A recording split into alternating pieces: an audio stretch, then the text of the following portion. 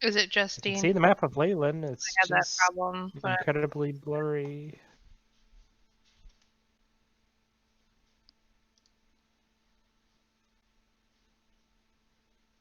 Yeah, I've archived out as much as I possibly can from active maps and things that are in the Roll20 instance, so there's not really any more that I can try to bring back for you there. I would also recommend trying to zoom out and then back in on the map. It seems to help with that in some regards sometimes, due to it I recalculating. think it's just... No, it's definitely my internet because it's having trouble loading my character sheet. I will be right back. I'm going to try to disconnect and then reconnect. Okay. See if that helps.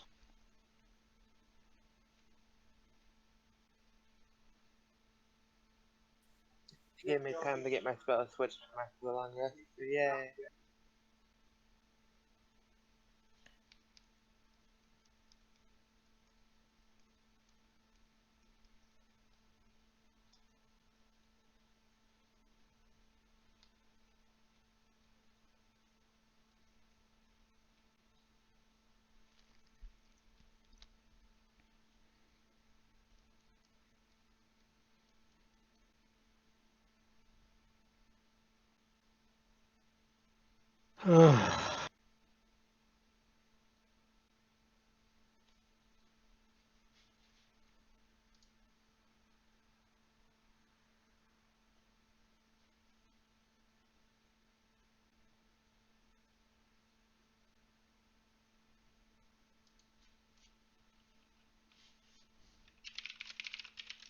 Okay, yeah, things seem to be working a lot better.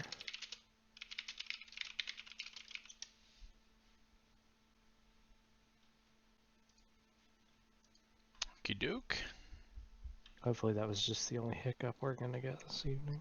Can't wait to have high-speed internet in the apartment. That's like It's next gonna be week. beautiful. Well, once they This weekend is when I'm getting in there.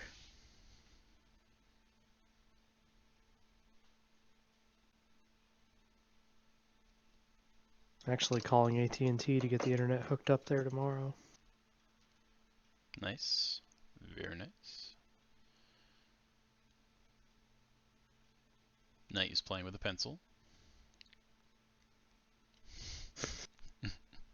I'm sorry, the LED's so small I can't see it unless I have a silhouette in the background. It's okay. Not a problem.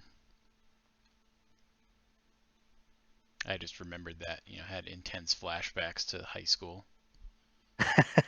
Sitting there in math class or something when they make you have to use a pencil and people sitting there with mechanical pencils going like because they just like broke off a piece of the graphite. Yeah, I haven't used this pencil pretty much since I got it, and it's a drafting pencil actually. But I've got really fine handwriting, so it helps me write in my normal handwriting fashion. Understood. All right. Talia is back.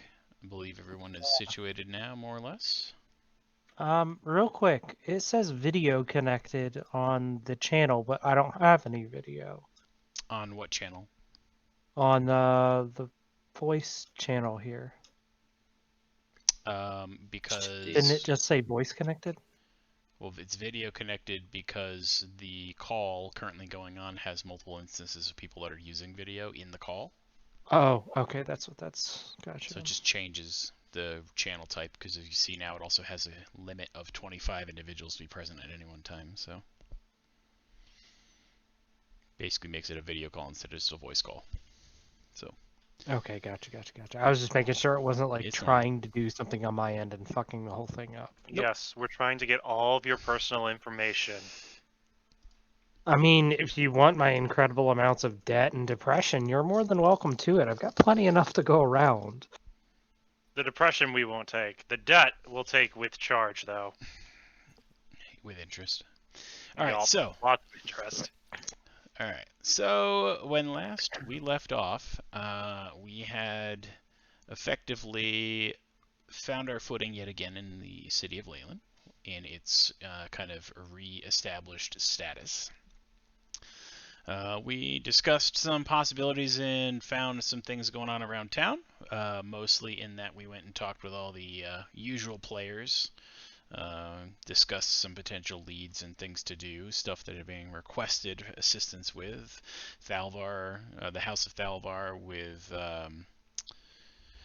Galileo. He is currently probably your primary entry of what you're doing from what you guys have talked about last time, but he would like to try to go inside of the planar existence and pull back the ruin stone that was inside, that was left there by Thalvar many ages back. Other than that, there was a offer to take some ships up the coast from the merchants to go and effectively try to seek aid and defenses along the high road, but from Neverwinter. They would cover all charge and seafare for you. And beyond that, there was an offer as well from the gnomes in Nomengard to deliver unto you a mighty technological and magical grenade / weapon that they have, and they will meet you in a specific location to transfer that item to you into your care. So that's the gist of where we are. Everyone basically spent the evening prior, after going and speaking in all the various areas, back at the inn, and that is effectively where you find yourselves now, the following morning after your long rest from the evening prior. And that is where we are. So if we would like to figure out where we're going and what we're starting off with, it seemed like you guys were focusing on going to Galileo first in the House of Thalvar. So I'll leave you to your morning tidings and getting yourself together and getting any last minute items you might have before meeting up with the studious wizard himself.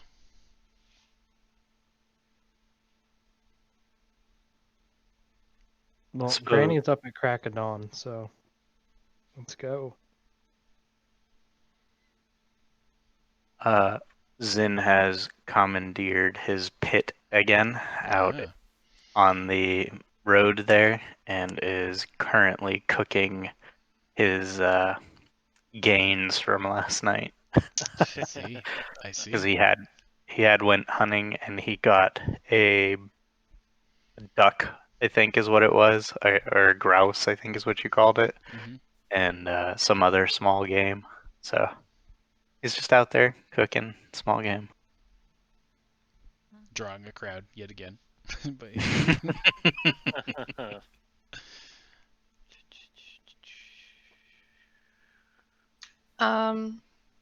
Holly will come back out of her room after her long stint in there yesterday.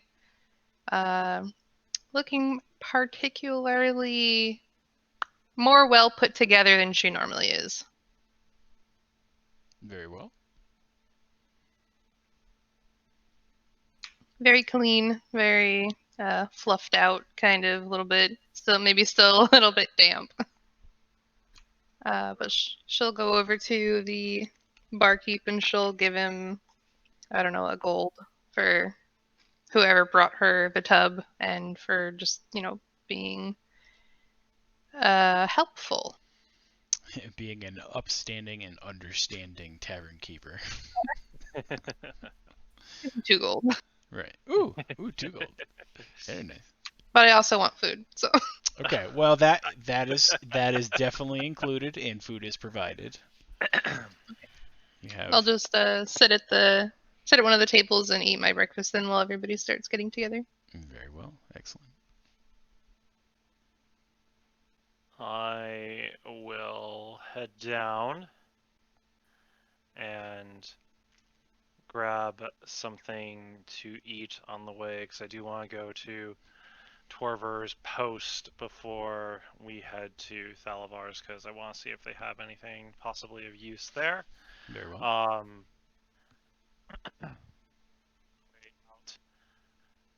I will give a nod to Holly as I imagine I see her, and I'll let her know. I'm going to Torvor's post, and I'll be back. I'm just gonna go see if they have anything there that might be of use for us in wherever the nine hells we're going. I'll also be wanting to make a stop at Torber's Post looking for a silver rod. But at the beginning of the morning, I just check over my axe, my two-hand axe, and the hammer, make sure there's no big issues in any of them. I'll just give them both a thumbs up and continue tucking into my breakfast.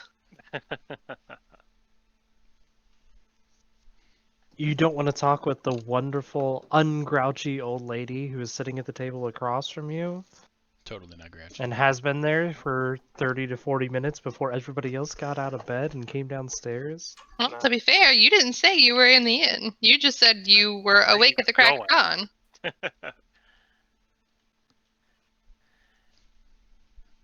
That is... But nobody ever wants to talk to the old lady. Because the old lady didn't Fuck say the anything old until lady. She was. No thank you, the old lady's door does not swing that direction. Seeing Talia sitting at a table by herself, Holly will order her some breakfast.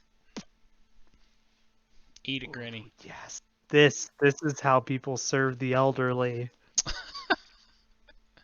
Wow. Knockers walks by. You can be social. And continues out.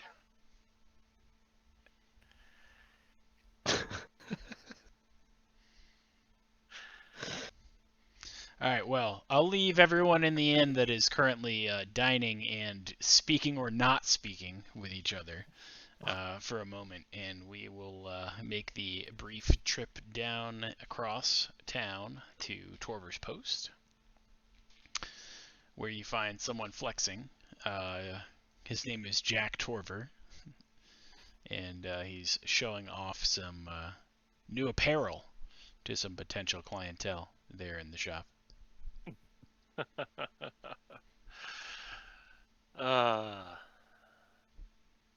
Mr. Torver. Yes, how can I help you? I am seeing if you have anything of particular interest before we head off on our next journey today. If you've come into any interesting wares. Interesting wares.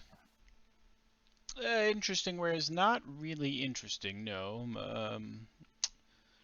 Potentially something useful for an adventure, perhaps, but I don't really have much in the way of odds and ends that are unique. That's fine. What do you have that you think is useful? Well, are we going climbing? Are we going swimming? Are we traveling water? Going through forests? Are we caving? Are we Traveling to an extra-dimensional pocket. Ooh. Mm-hmm. Well, let's see. He kind of turns around. I just wait for his answer as he muddles over that. He kind of turns around and thinks for a minute, kind of rubbing his head and trying to look at his wares and his stores. Well, got some rope and some torches. Maybe that's useful. I don't know. I've never been in another plane. I am fine on. What are you picking up? A silver rod, roughly 250 gold. Oh, a silver rod. Okay.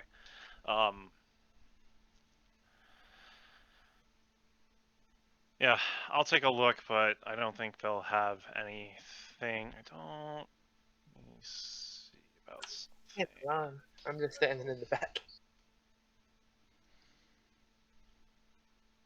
So Argo, what component are you looking for the silver rod for? A spell? Which spell? Plane shift. Plane shift. Okay.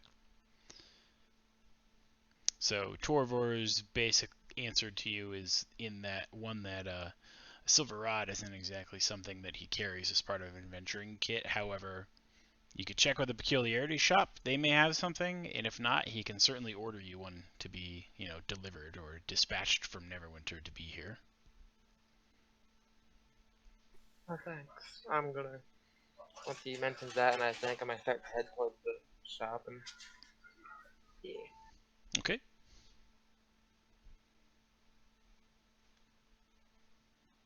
I thank you for your time, but unfortunately, I think I have everything that you have to offer at this time. I do Understandable. appreciate it, though. My pleasure. We're here all the time. Indeed. As you begin to leave, he turns back again to some onlookers and crowds kind of shopping off on one of the sides and starts walking towards them. So as you see, the stretch on the fabric is effectively very light and easy.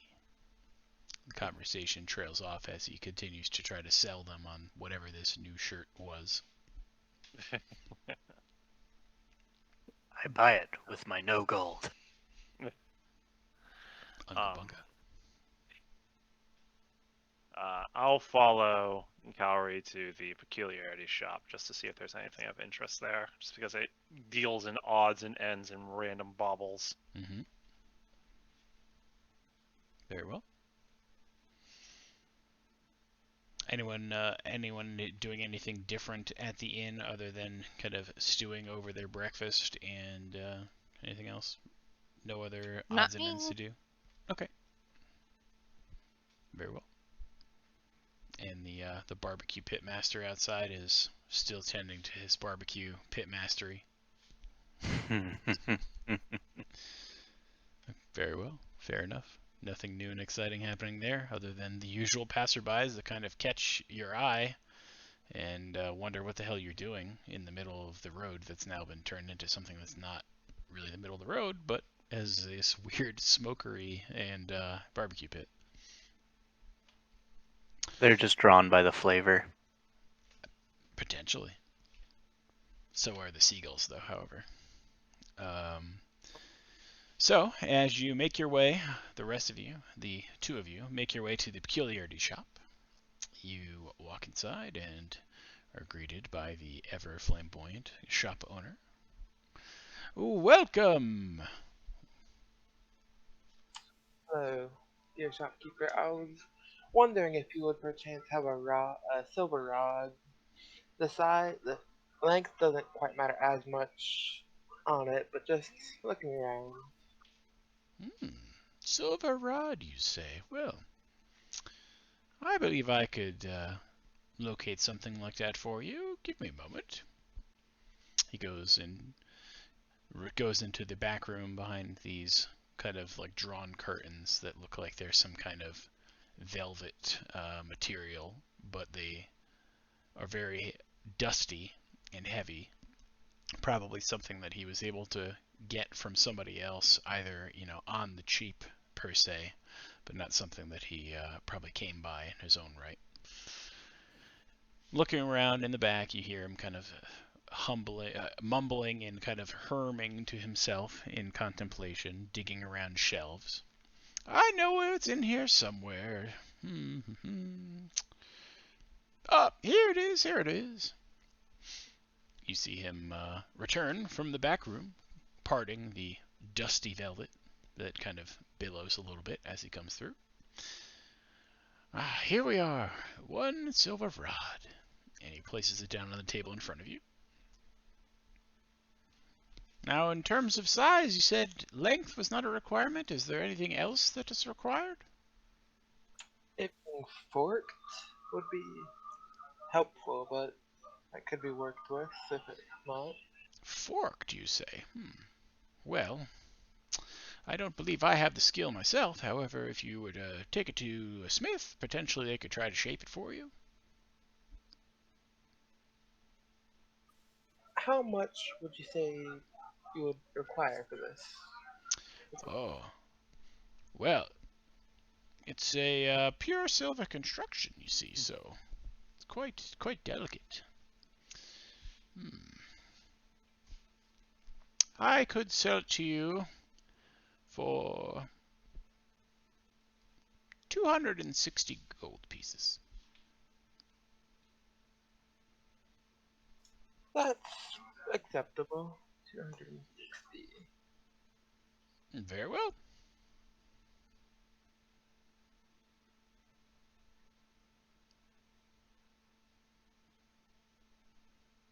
I will just see if he has anything of interest to offer, since I don't necessarily have an eye for anything in particular at the moment.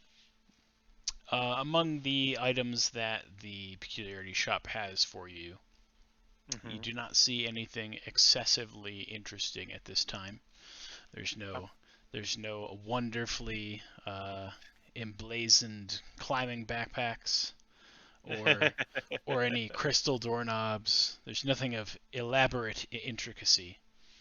You think that maybe at this particular moment in time, either sales are very good for this particular shop, or that the findings and offerings are not as forthcoming as they have been prior. That's fine. I will just take my leave then, after Calry is done with his business. I give a slight bow to the shopkeeper and head out to go see the smith. Good day to you both. Good day, good day. Reading this bar didn't even need it to be silver, it just had to be metal. But now I can stab the werewolf with it. It's all good. You probably could do that, yes.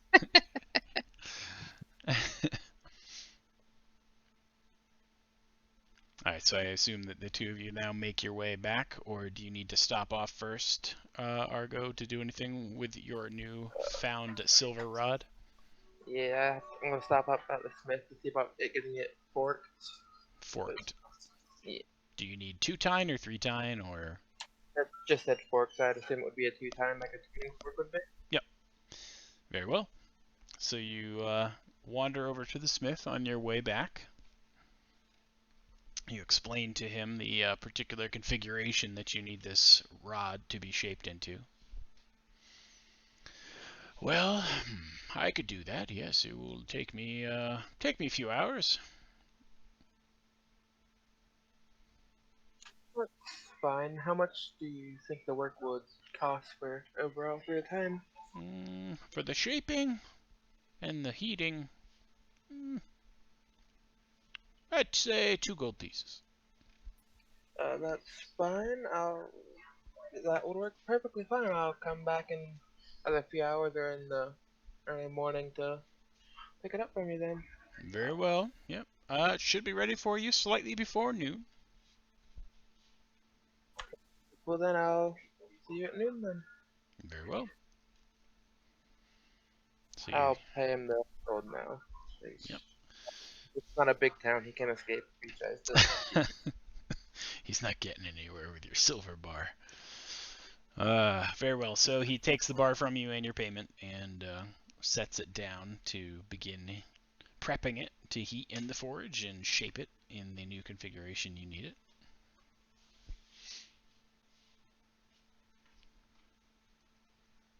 So then I'm assuming there were 2 of you then make your way back to the rest of the group at the inn. Correct. Alright, very well. That was me done. Okay, you have thus arrived back in the inn where everyone else is hanging around, just waiting for the right time to go and begin with Galileo.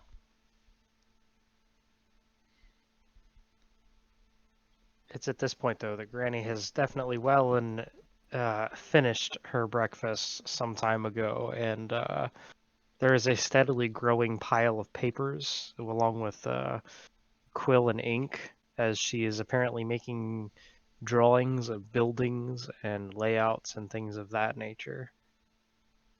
Holly's just watching the feather of the quill with like her chin resting on her hand, just watching.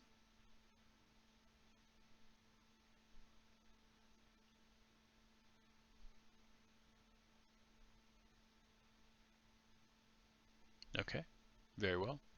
So you all convene at the inn. There's a very muted scene happening at the table in front of you where Talia is currently drafting some drawings. Future plans, if you will. But otherwise, the rest of you have now returned from your errands and effectively are now ready to go and see Galileo at your leisure, or whatever else you may choose to do, because you don't have to go to do Galileo's thing if you don't want to right now. but it seemed like everyone was super into it.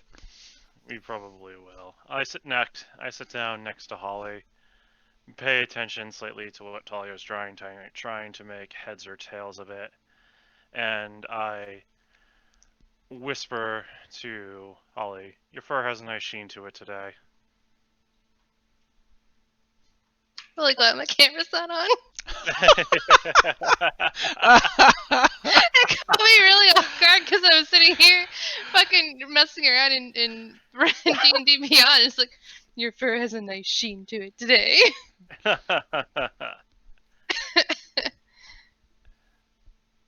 Thank you. I took a bath last night. I take a little pouch out from my bag, and I set it on the table, and it's just a very fragrant pouch of herbs with stuff like pine and just herbs from Holly's homeland. I put this in the bath last night. It made the room smell fantastic. Certainly does smell like it. Would have. It smells like home.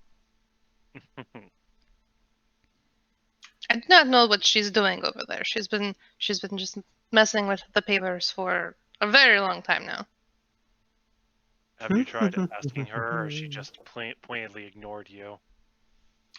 I thought it would be best if I did not disrupt her. Talia, what are you working on? She doesn't even look up from the drawing. She just uses her left hand to pick up a piece of paper and just kind of thrusts it forward, and there is a very clear layout of a small-ish kind of building. It has like an area that's clearly designed for speaking or lecturing at the front, with several rows for desks or seats behind that, an entry area, a separate area for maybe eating or physical activities, that sort of thing. Architecture and school? She petitioned. Yep. I do remember the petition, but this is more Nokris putting it together. Dare I ask what lessons you plan to be teaching there? That's the part where Granny actually looks up from her papers, and you see the color like almost drain from her face as she like comes to the realization of, oh shit, I'd actually have to teach here. I don't actually have to just like put money into the system. Correct. You would have to take responsibility, since I don't know of any other teachers besides Galio here that have the knowledge or the experience to do that. You didn't think of this? Well, let's just say I haven't thought that far into my retirement. All I know is that once this dragon thing is over and done with, I'm retiring. You might And want I'd like to think have a on what you want the school to teach. Well, it might not be entirely up to me, assuming the town lets it go forward. But enough of that. We've got some extra planar dung to deal with. Yes, I think we're waiting on Calgary's order for a shaping of a particular rod of metal. And where is Zin? Is he still... Never mind. I can smell the meat cooking. Yes, he's still there. I just want to make it a point that Holly opens her mouth, like incredulously, to ask Nokris if he can not smell it cooking, and she just immediately closes it when he stops himself. It's to note, anytime the door opens, you can hear him yelling and getting really into some giant story that he's telling any onlookers that even people who are totally uninterested, he's yelling this story at them. Better as they get farther away. He doesn't move from his pit, but he kind of breaks out into song here and there. He's offering food to everybody he can. All like 2 thighs that he has off of this small game. Yeah, look, you want this little piece of meat right here? It's yours. I swear to take it. It's exotic because I made it. That's why it's exotic, because you made it. Oh yeah, your meat is exotic, all right. Don't you fucking forget it. Not sure there's many I'm people gonna around leave. here that have had Goliath before. And they live to tell the tale.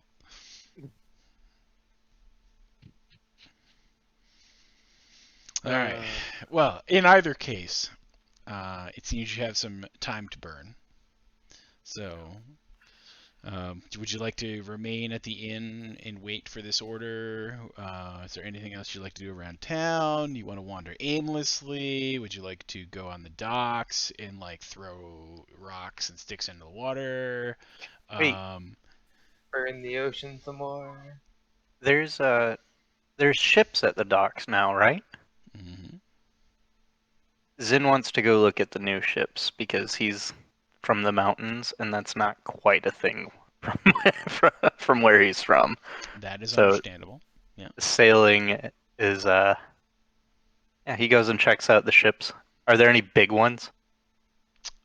So this close in the harbor where you're at, they can't really get because the depth of the water isn't high like deep enough to be able to support a bigger hull. So most of them they're in their like barge kind of ships or like little rowboats and like runners to be able to go out to the harbor where the bigger ships will anchor.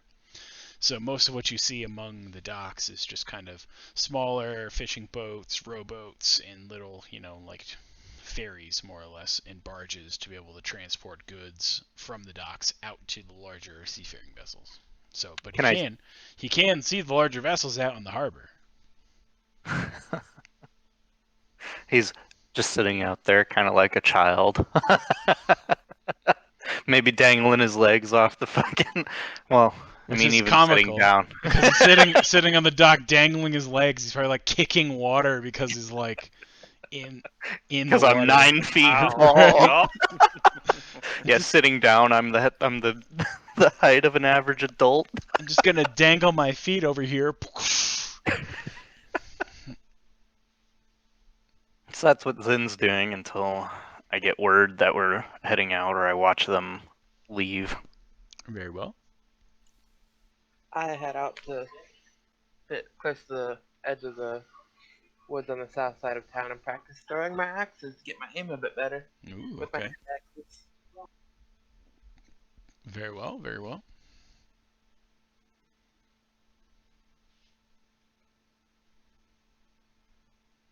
seeing as I just gave Talia a midlife crisis on her dream, I decide to take my leave and I head outside and I'll head to the docks also.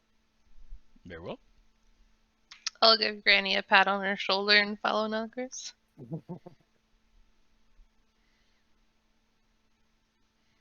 And so Talia is left at the table with a splitting headache over what did I do and how will I do this? But also, this looks good.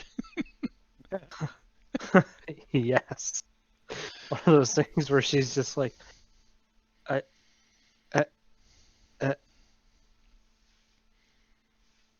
okay. Barkeep, I need more food, and then I need a drink. yes, Drink this early. I need more food. that's why she's getting more food before she starts drinking. A sound plan. A sound plan. She's 50 years old. If she's made it to this old and she is a warrior, you know she's not that unintelligent when it comes to drinking tactics. Noted. All right. Well, the required number of hours, perhaps 2 or 3 hours, pass until it is getting to be noon. And Calories order should be ready over at the Smith. I head on over to see about picking it up. Very well.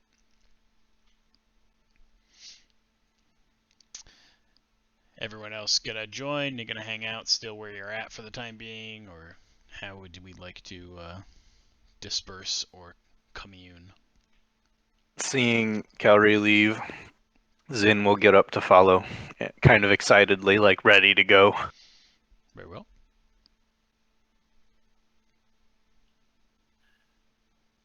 I will start to head towards the house of Thalabar, and if Holly's still with me, I'll nod to her.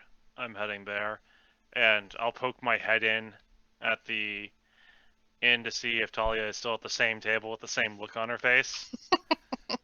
Oh, a few And- hours later, no, she's nowhere to be seen. Her papers and everything have been cleared up. I'll turn to Holly. Well, looks like she's already headed over there, or we've lost her completely at this point. I mean, it really could be either or. It could be. I did not expect her to turn as pale as a ghost. Well, sometimes people need to go through a bit of a shock to realize their full potential. Ain't that the truth? Come on, we should get going. And we're off. Yup. We'll head to the house of Thalabar and meet the others there. Very well. Talia, are you actually heading to the House of Thalvar, or have you... Already there. Okay. All right. Already very well. there, waiting. So, Calorie, making your pit stop with a Goliath in tow at the Smith, you find that he does in fact have your forked metal bar ready for you. He kind of sees you come in and puts down his thing so he can go and grab it to present it to you. And as he holds it up to you, he kind of frowns a little bit. He's like, "Well, here's your forked rod here. The real issue that I found with it is that at first glance it appeared to be silver. However, after working with it for a little bit, it appears that the silver was only really around the outside so much, and the inside was more of a kind of a lead, I believe, a lead alloy that had been mixed in. So the metal rod still holds its shape fairly well, but it's not the most pliant or sturdy of rods or forked implements at this point. But hopefully that's not a problem for you." It's not, and sadly, considering how I got it from, it was expected, but thank you for your excellent work, Master Smith. I tip him an extra 2 gold for both being honest about what he found with it and also just for getting the work done quickly. He nods appreciatively and wishes you a good day.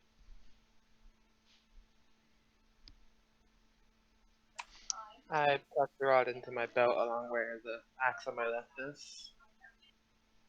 All right, very well. You continue onward over to the house of Thalvar, where you meet up with the others waiting just at the threshold. You see that the guards and the activity at the tower is as normal as it was a day prior, with its semi-heightened sense of defenses. There's more guards here than there were previously, that much is for sure, because as the town guards have kind of taken up residence, let's say, in the empty spaces of the tower to help defend and garrison, should there be any kind of influx or assault that comes through the dimensional sphere, through the plane. So you find yourselves waiting there at the entrance, just inside the House of Thalvar.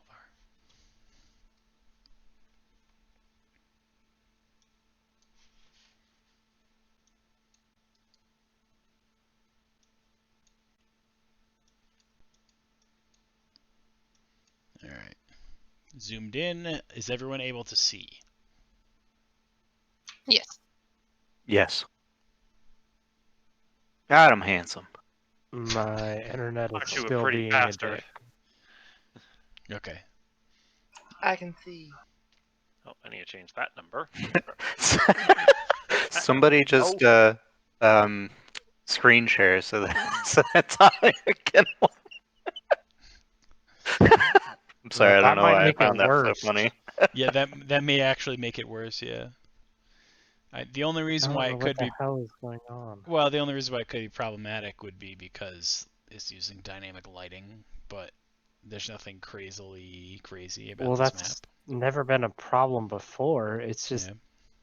honestly, it could be the garbage weather because it's been snowing like crazy all day. I'm So, surprised I'm not having more issues. Because it's still getting that wet snow. oh, I can see tokens. They're Okay. slowly populating. Okay. Tokens are good. Yeah, All right. I Well, can't see squares yet. fair enough. So I will kind of describe what you're seeing, and this is effectively a more tidied and upkept front room than you had seen before. The familiar table present on this floor in the foyer, let's call it.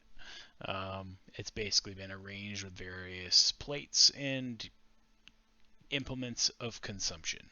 Goblets, flagons, cups, plates, bowls, silverware, etc. Although not really silverware, more like dinnerware. Because more or less they're probably made of iron. Everything's kind of strewn about in some semblance of order, but has been used and isn't really laying out waiting to be used. You see a couple of individuals on guard down at the bottom floor by the entrances, effectively kind of standing there watching you awkwardly, like a guard would. But things among the tower and this venture, for the rest of you that didn't come here previously, appear to be kind of cleaner and less disarrayed than they were before. I'll look at the two guards on duty. Is Galio still in his study? No, he's upstairs, probably waiting for you. He mentioned he was having visitors. Good. We'll head there then, and I'll start to head upstairs. Okay, very well. So the stairwell is over here. And let me just get my control on the right layers. Grabby.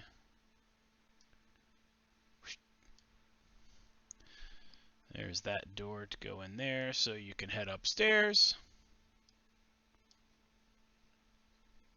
Whee! Alright, so and then I will move you over. So you're now here. Made it up the stairs. How cool is that? I'll start pulling people up. But effectively, you find yourselves climbing the tower onto the second floor. Gallo, assumedly, is on the fourth floor, waiting for you in the room among his planar beasts. Which one was that?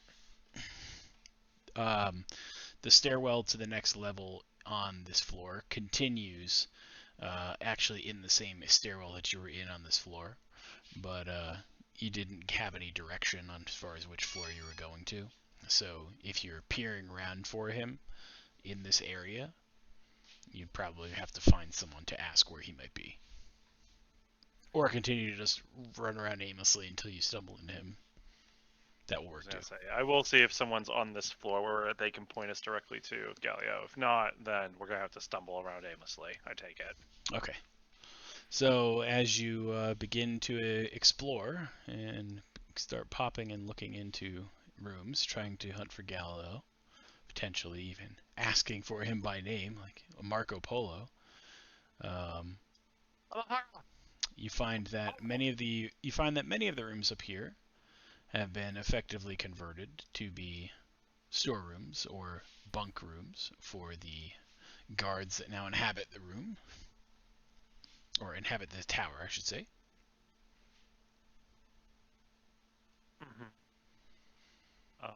when I find someone, I will ask them, do you have a precise idea where Galio is? Is he up on the 4th floor?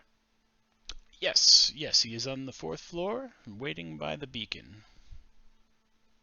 Right then, and then I will just take the stairs up the rest of the way to the 4th floor. I just want to yell up the hallway as loudly as I possibly can, Galio. Galio!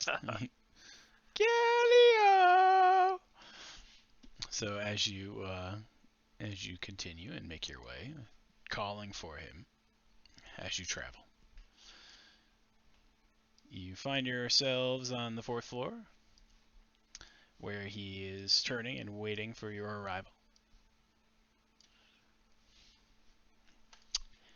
And he recognizes that Holly was in fact calling for him. So he lets her know, yes, I'm right here. Okay, but we were like looking all over the place for you. Well, I suppose that's fair. Yes, I should have been a little more direct about where I would meet you. However, here we are. Have you come prepared for our little adventure? As prepared as we will be going to an extra-dimensional pocket. Ah, very well. Gallo kind of, for a moment, looks over himself quickly. You see his familiar robes being worn, and in his hand you find a small sword, longer than like a dagger or a dirk, but it's what like a short sword length. Doesn't look like it's anything impressive at all. And in his other hand, he simply has a book that he's going to carry with him, likely a journal.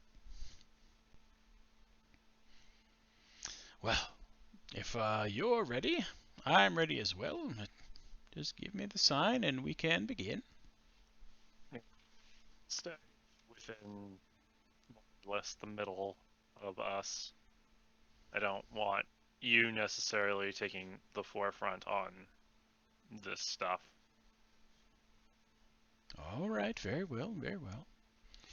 There may be times that I will need to interact, however, and if that becomes the thing, I can't promise that I can always stay behind you.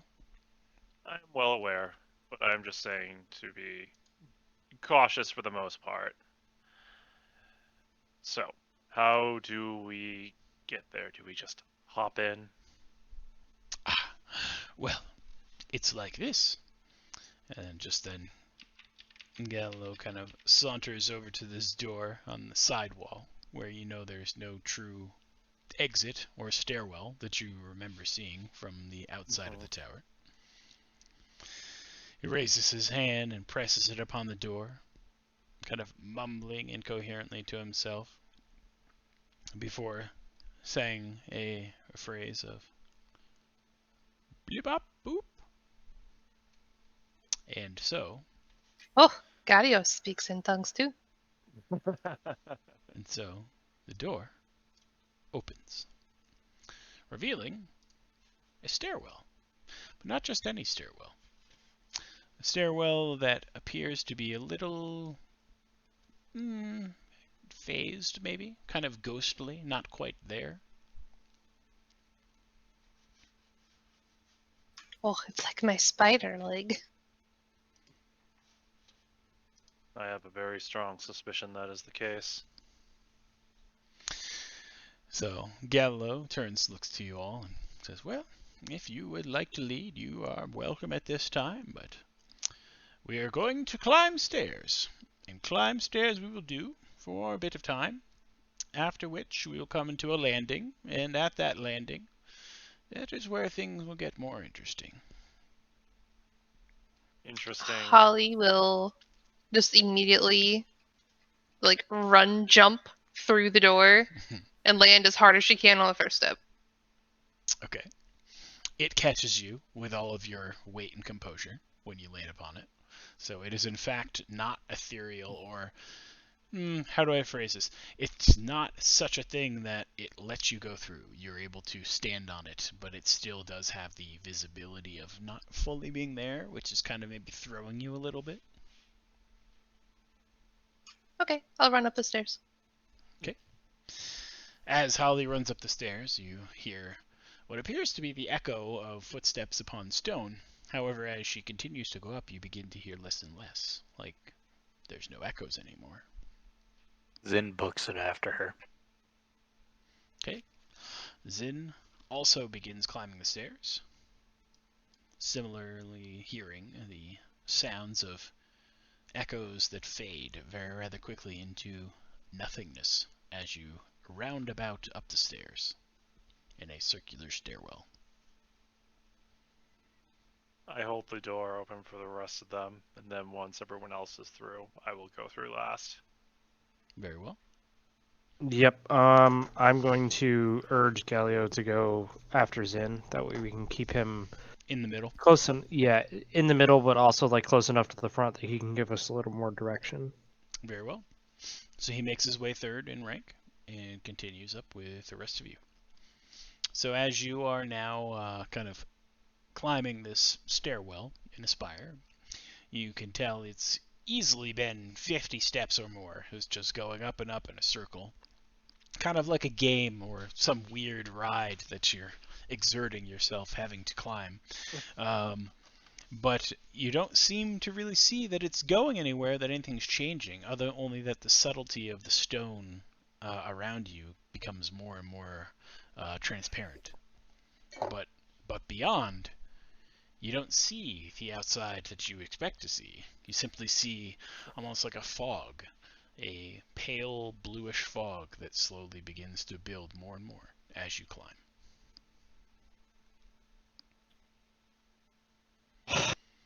Well, children, welcome to the astral plane, I believe, as I look at the wizard for confirmation. Oh, yes. We are, in fact, in the other plane now. We've crossed over probably a good 30 feet back there. But remember, as we come to the top here, you'll see there will be a faint glow of light in our area.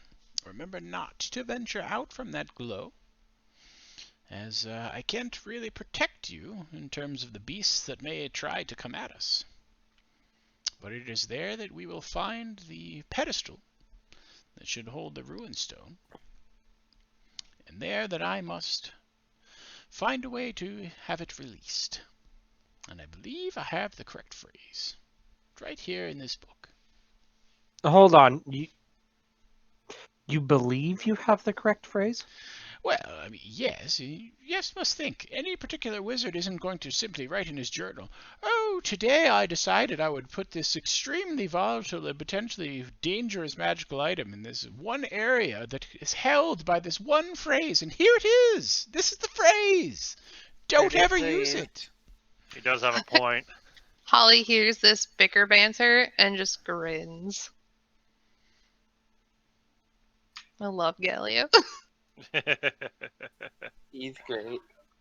Yeah, Talia turns around and looks at the rest of the group and just gives them that sort of look and then says, "Remind me that if I need to draw up lesson plans, especially if I'm teaching nascent young wizards,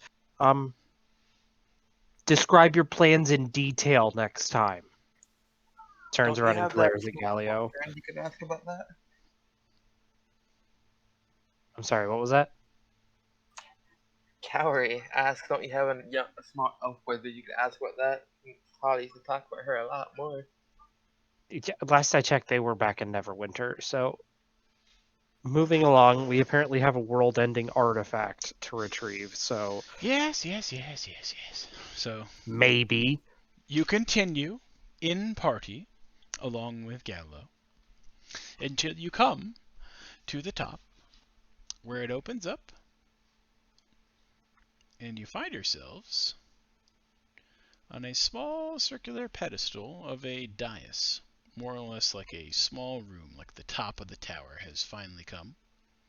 And on this pedestal, you see a gemstone, clasped tightly by the entwine of a serpent in stone.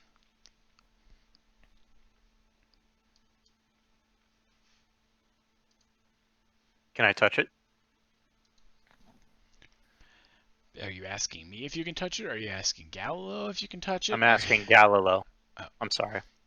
Well, I don't believe there's anything wrong with trying to touch it, no, but it won't release, I can tell you that. Why? Well, it's bound by magic. So fix that. Okay, yes. Calm yourselves. Sheesh. Galileo So, you know, opens the mystery of its sales. Galileo opens the journal and starts rifling through the pages to get to the exact page that he was at before, where he found his phrase that he believes is the one he needs. Ah, yes, it was after this one here in this section. Also remember that there may be things that will come to seek us now that we are here, and like I said, remember to stay within the light. And you see on the floor, the area around you, there is effectively roughly the layout of the square that you're looking at. It basically has a circle that inhabits within it. And within this shape, you see the pale glow of blue light. And beyond it, the fog darkens, almost pretty abruptly, pretty quickly. You can't see very far through, almost like your gaze is kind of stopped within a foot of, beyond where the light touches, and you just simply cannot see. It's thick like a soupy fog that you can't see through. Simba. And Gallo continues to thumb through his pages as he's trying to find the phrase. Ah, here we are. Let's see. He pulls the journal in front of him. Okay. Flip up, boop-a-doop, jam. And you look at the serpent. Nothing happens. Well, perhaps that was not the phrase. One moment. Goes back to the journal and begins flipping the pages again. Could always have been this one, potentially. Flips through some more, perhaps, this must be it, yes. Holly just starts saying nonsense words to the thing. Yes. Nothing is really happening from the phrases that you're rattling off at this moment in time. Sponge Garden, Patar, no, got Malanga, Balinga. I mentioned to everyone, just stay on your guards also. Galileo reads yet another phrase. Tremton Blomgert Door. Snake doesn't move. Well, I suppose maybe he did hide it pretty well, now didn't he? Let me see. Not surprising. He begins thumbing backwards now through the book, going back forward. I must have missed it. And as you're standing there and he's thumbing through the book and going back and forth, you hear a noise. Almost like something creeping out of the darkness. And something just kind of floats in, almost like with a gurgling kind of noise about it, as it makes its way through the mist. Right over here, you see it begin to pop in.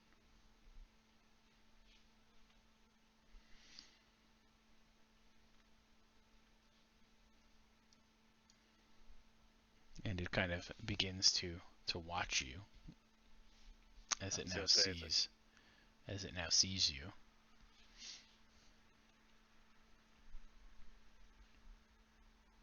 Does it look like it's gonna come towards us? At the moment, it doesn't appear like it's trying to approach you just yet, but it definitely has spotted you and is kind of assessing the situation. But it is, in fact, one of the beasts that you saw Galileo catch that he had in the cages prior, in the room that you passed through before. Zin draws his sword and readies himself, posing or assuming his battle stance in the direction of that particular enemy, or what he perceives as a possible threat. Mhm. So that if it comes within range, he's gonna fucking light it up. I prepare a chilling touch just in case it tries to rush in at the circle, just in case it tries to get aggressive. Holly is going to cross the platform just to where it is, like as close to the, not as close to the edge of the platform as she can get, but as close as she's comfortable with. Mhm. And she's just gonna keep an eye on it. And she's not gonna draw her weapon. She's not gonna do anything intimidating. She's just gonna keep an eye on it and just gonna watch it as it watches them. Very well. All right. I'll So- just put myself behind Galio with my back to his back. Yep. Very well. So it. Yeah, Talia's gonna prep as well. Shield and sword ready. Okay. So everyone is prepared and ready should there be any action needs to be taken. The creature, kind of seeing you all go to the ready, kind of on its little barbed tentacles, it kind of extends these clawed little appendages out of them, as if it's ready to attack, and makes this very awkward call that goes a little something like "Rah!" I want to make the noise back at it. Okay, go ahead. Rah! Okay. It kind of is confused for a minute, simply because it didn't expect a call to come back. However, from that call, you note that some additional entities kind of make their way visible and on the edge of the light here, kind of looking at you now.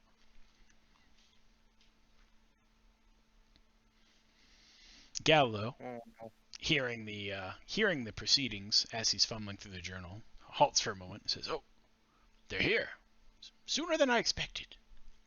Well, if you get them into the light, I can freeze them and control them.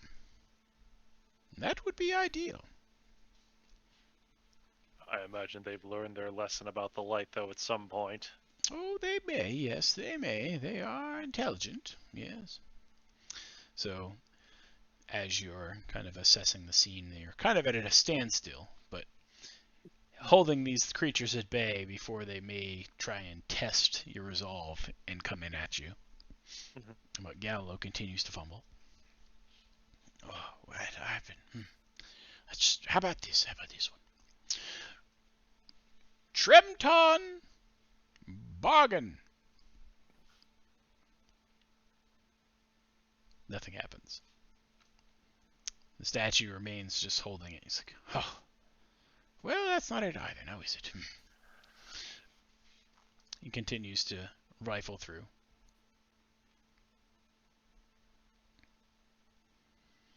What is the general demeanor that Holly can kind of like perceive from these creatures? Are they just like, do they seem like they're agitated? Do they seem like they're just kind of watching?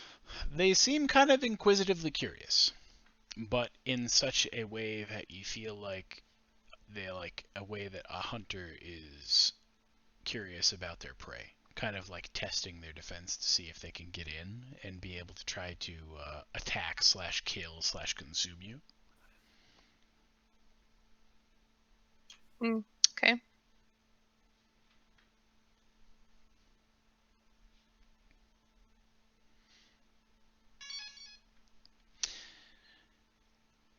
Gallo continues to rifle through, looking for the words that he needs. And then he flips to a page, and it hits him in the head for one moment, like, oh, how could I be so foolish? He reaches into his pocket and remembers. He pulls out this small silver bell. And with the silver bell in hand, he dings it with his finger, kind of getting it to resonate. But this bell, the reverberation of the bell is such that it seems to have force within this plane. and the waves of it start echoing out and booming, and you see the fog start to kind of wisp around and move as it's pushing outward from the bell. And the serpent holding the stone begins to twist and writhe as it's holding it kind of like this in its mouth, and it begins to roll around and open its mouth like this, now holding the stone in front of you. Zin grabs it. Okay. You now possess the Ruin Stone. Hold on, I'm gonna add it to my inventory. Yep. And as this is all happening around you, these beasts are now very timid, very afraid of what this is what's going on. This noise, this force. This is not something we've seen or had present, and they kind of retreat a little bit back. So they pull back from their current positions just ever so slightly, still kind of on edge. And Gallo notices that you've taken the stone. He says, excellent, excellent. Let's go back down the stairwell, but be cautious. These may chase us. Okay. And so he leaves. Yeah, he leaves the planning of how to get out of there now, while these three things are present to you all, as you have the more combat-ready prowess than he does. It's considered a separate plane, isn't it? Yes. I could get us out. Well, maybe we'll run it down a staircase. Shouldn't be too terribly hard. Since I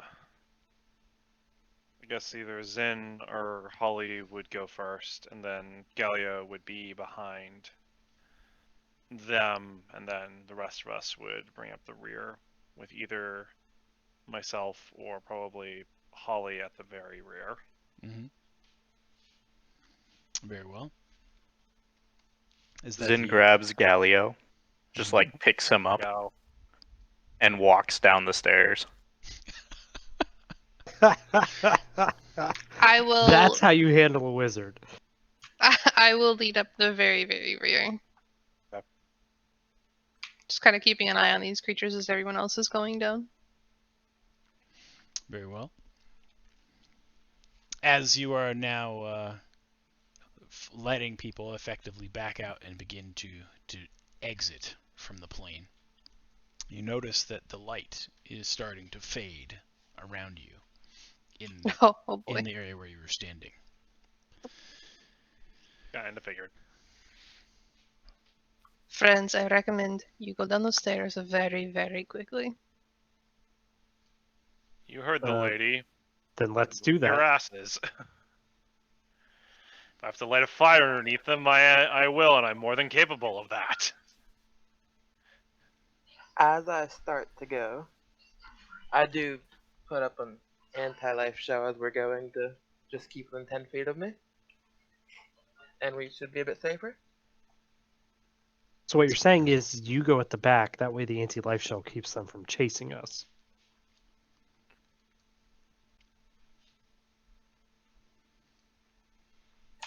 I don't know if putting the squishy in the back is a good idea. Yeah, we're not gonna do that. Well, I don't have to do it in the back. I just have to be within 10 feet of the last person. That's true. You can go down in front of me, and I'll still be in the rear.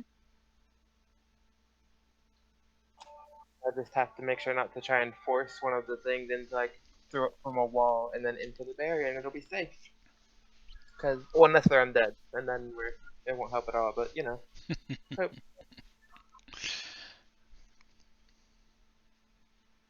Yeah, Talia's going in whatever spot she can fit in, because if these things are going to start, then she wants the fuck out, because wizards. I can put it up and then you go, I'll go, and then the last two behind me. Sounds good. Cool? Let's get the hell out of here and stop talking about it. Alright, so as you begin your descent in the order you effectively laid forth, as having Zin basically effectively hay baling Galileo Bye-bye! and trucking it. You see the light continues to fade and this fog kind of begins to roll in. Not so much that it was held back, simply that it was something you could see through. However, the material of the fog continues to darken and effectively become thicker as the light is fading. You make your way to the stairs and begin your flight. Doing so, you hear the beasts call, "Meow!" and they begin to make chasing after you. As you are rounding the stairwell, the creatures floating above the ground, continuing to chase after you, not having to actually walk down or tread stairs, start to gain slightly. However, they meet and abruptly bounce off of a barrier that Cowray has constructed to shield you as you make your descent. Kind of being bewildered by this force that's driving them back, they hold for a moment and then continue chase at a more reserved pace, following you down the stairs. Somewhere as you start to get maybe 30, 40 feet or so down, Galileo kind of convulses and gives a scream as you've crossed from the other plane back into your normal plane.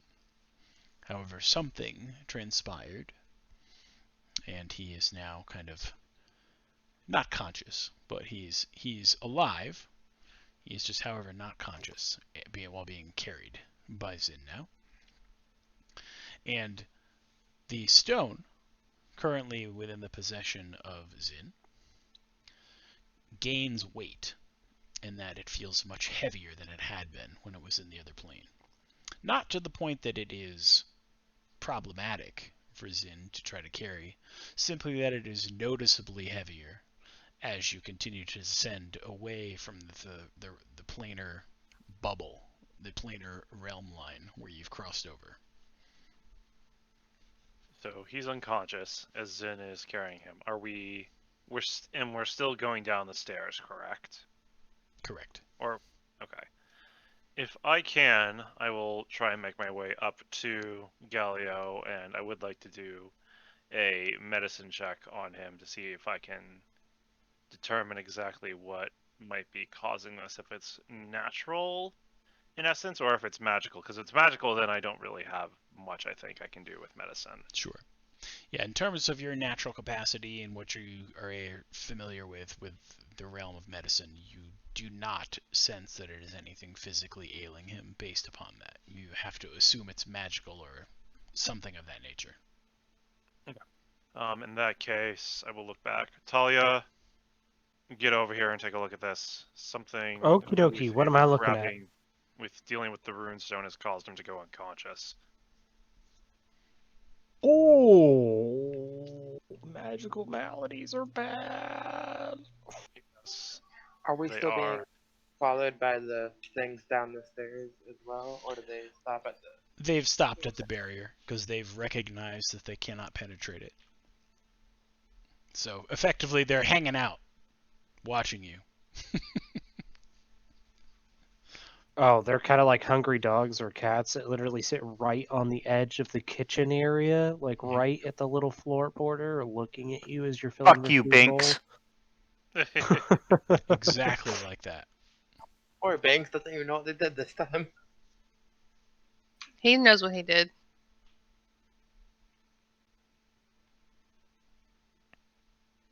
I didn't Anyways, notice anything, did I? While I was carrying him, he just cried out and went limp. Correct.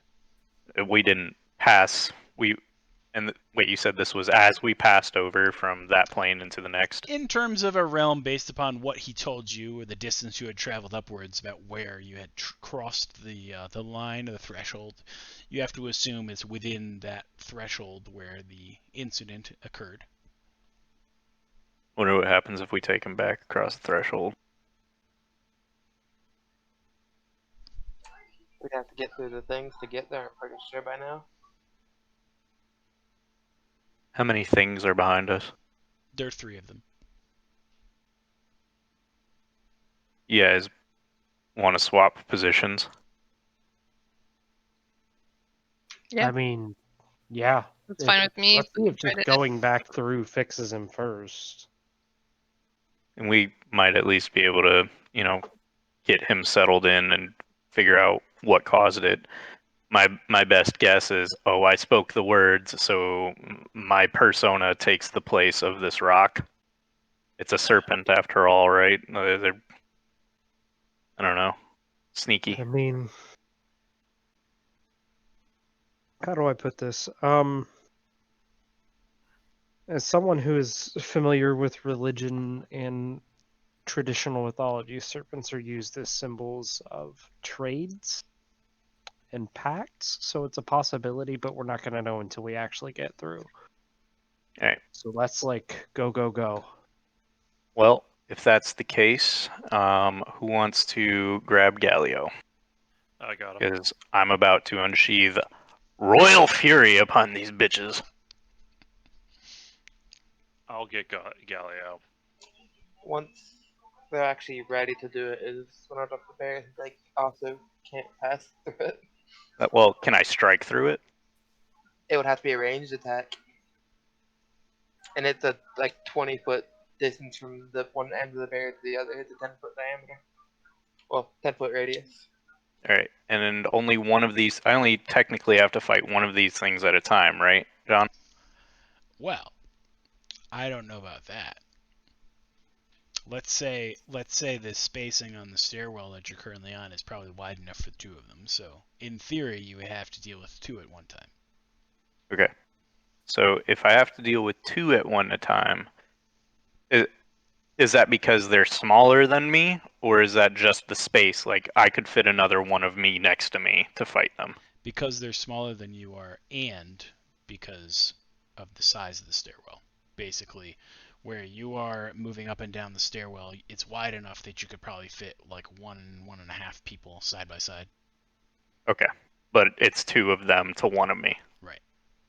Okay. I'll just Oh, good grief. Zin transfers custody over to over to Nokris Saturday, it's your day. and ignites his sword. Okay. And proceeds over to the edge of the barrier. And I really look at this thing. Like before I give the signal, like I try to size it up a little bit. I don't actually have that trait, I don't believe. I don't believe that's part of the champion kit. I think it's a battle master. Yeah, it's a battle master specific one. Yeah. Okay. Alright, well that's not gonna help me then. So never mind. Very well. Who's behind me? Based I think upon most of the others have moved up, right? Is that Yeah. follow? based upon the lineup, it was you, because you had kind of taken the lead, surging ahead. Yeah. Then it was the other leaders of the pack, which I believe was Cowrie in the front with you and Gallo. It went Talia. Then Talia. Then Holly. Then Nokris. Yeah. I think that was the order. But where Cowrie and Talia are in the mix, I guess, is kind of flexible for all intents and purposes. Yes. Okay. I moved back a bit to make sure the barrier could fit everybody. As I'm passing Talia, I take out the ruin stone and I grab her hand and I place it in her hand and I say, if all else fails, you need to run and you need to get out of here and see your future to fruition. Oh shit. All right. So receiving the runestone in your hand, Talia, you feel the weight of it, almost as if the gravity of the stone. It feels much heavier than it is, or appears to be. Well, apparently the only thing this rock is going to ruin is the musculature in my hand, because damn, this thing is heavy, as she tries to shove it into the pocket of her bag of holding. That way she can, actually wield sword and shield at the same time. Zin shrugs. I did not notice any weight. What is wrong with you? Are you really that old? He pats her. 5 decades. He pats her on the shoulder. The furbolgs. Good job. He pats her on the shoulder and says, "You will be good teacher," and moves to the front and readies himself. Holly's gonna just she's gonna reach into her bag. She's gonna just kind of poke her head around the crowd of people that's in front of her, and she's gonna go, Zin.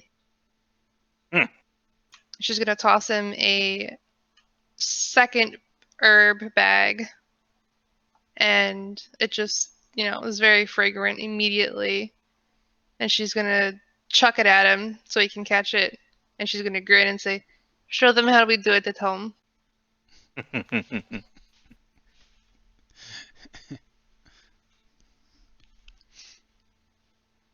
And with that, I make my way up, and yeah. Okay, very well. So as you're approaching, making your way ready to, I guess, breach the barrier and begin the onslaught against these Star Mangler spawns, there are 2 ghostly figures behind on the stairwell coming up from behind you who caution you to heed them. Looking at their figures, you see that one is a ghostly vision of a human woman, and one is a ghostly dwarven male. "Warriors, halt," the dwarven male says. "You carry among you the runestone. Do not release it into this plane. It is too dangerous."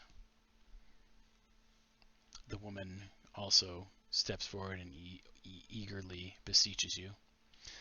"We aided Thalvar in his quest to find it previously, and so he locked it away here, once he had realized that it could not be taken into our plane. And should it, only chaos and evil would befall the one who holds it. The beacon was shattered when he took it through the last time, and only barely was he able to find a way to return it to its place. We lost our lives defending the creatures that pierced the plains when the beacon was broken.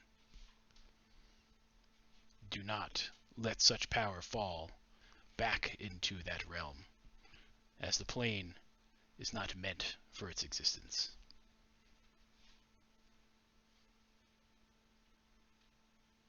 Do these spirits seem like they're deceiving us or attempting to? Can I chime inside of them?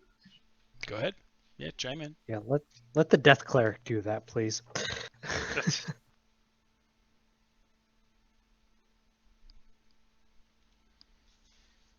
So, sensing the insight of these 2 individuals, you can tell that their spirits are in fact genuine in telling you that these are the events that unfolded, and that their eager plea to you is one of genuine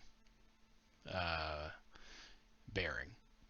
They do not want you to take it through because they fear what will happen.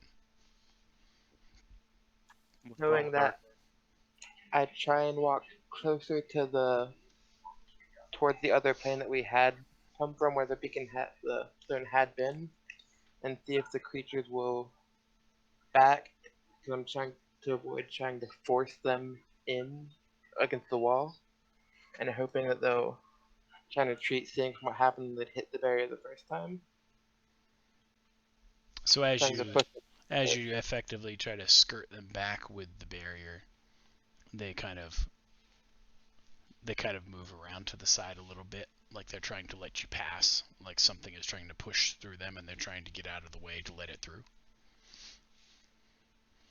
So they make their way to the outside of the stairwell and are basically now on the edges of your barrier. As I'm trying to creep forward, I just whisper to the group that the spirits do seem genuine with what they're saying, and that they truly do believe taking through the stone will end only horribly for anyone involved.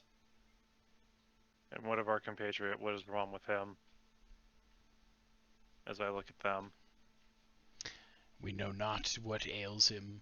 However, if it is something in the line of what befell Falvar when he similarly was affected by the stone and releasing it, it can't mean anything well for him. It may take many days for his recovery, or he may never recover.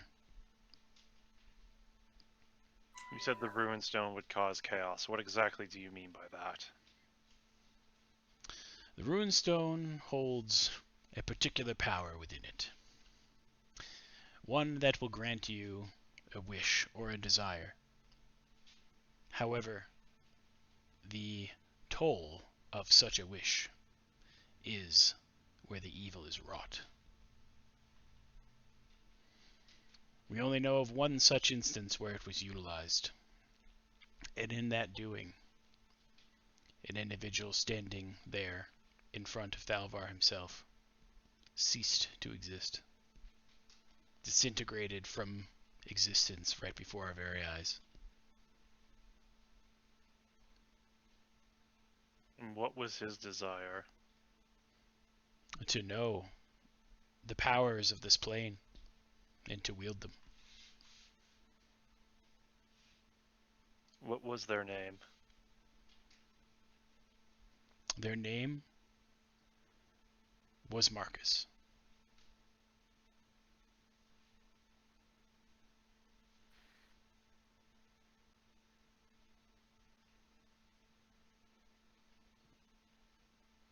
All right. I So try and get the stone back to where it was, and then I can also help focus on seeing if I can do anything for our wizard friend. okay, so can we give like a rundown of the exact placement of how things are sitting right now with everybody crammed into this stairwell? Sure. So I'm basically in the middle. you for got reference. you got two creatures currently on the stairwell at what I'll call the top, and a third one shortly behind it. The two of them have been pushed back a little bit by the barrier and have effectively pushed themselves to the walls, trying to let whatever this force is that they can't really see that's pushing against them kind of around them so that it will get through and that they can stand their ground. Calry is effectively the middle point, with the amount of distance being about 10 feet outside of the range of where he's standing to the barrier edge. Within that 10 foot is probably about 1.5, 2 squares wide for people to stand, so you could theoretically stand abreast of each other. And you now have Zin standing at their front at their ready, approaching like he's going to attack. And you also now have Holly, who's effectively come forward as well. Then beyond that, you have Nokris with Calry and Talia as well, standing around in the middle. And the ghosts are to the south of you, down the stairs, effectively within 5-10 foot distance. So you're kind of packed within a 25 foot distance of each other in this corridor.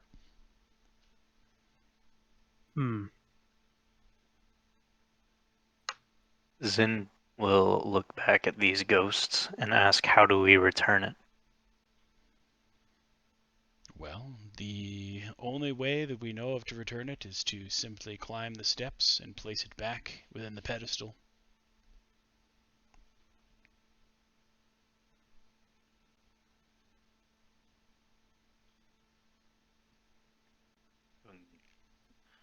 And Knocker takes a look at Galio, looks at them.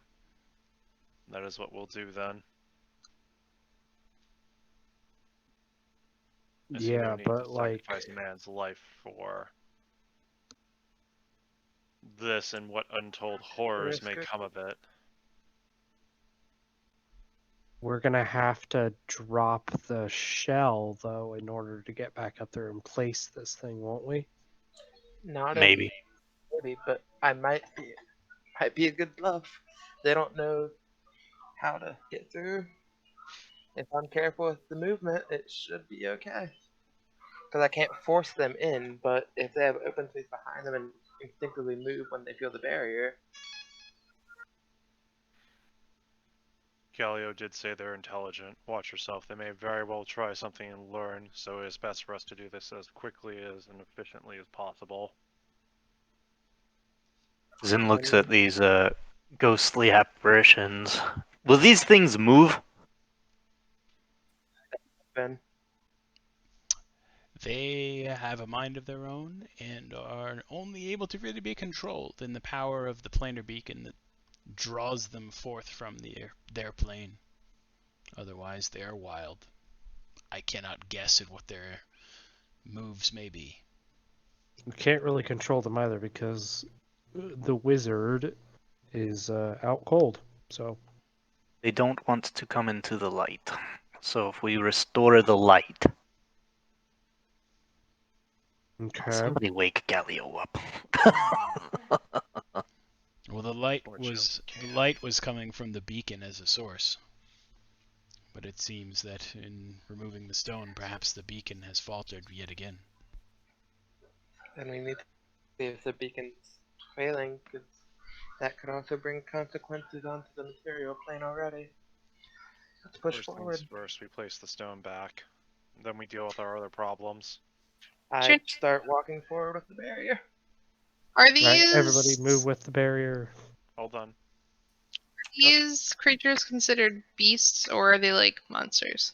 They're monsters.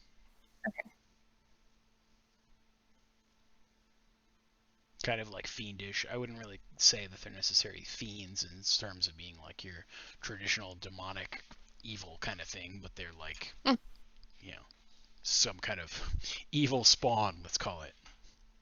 Okay. Aberration kind of things rather than just pure evil. Mm-hmm. We move with the barrier. I take it cautious to make sure I'm not going to try and force them. I'm just going to let them choose how they go along the barrier if they're right up against it. Okay. Just be cautious, go not too quick, but I only have about an hour on the barrier anyways. I'm not sure how long the conversation took. Maybe 10-15 minutes tops. I'll just take it.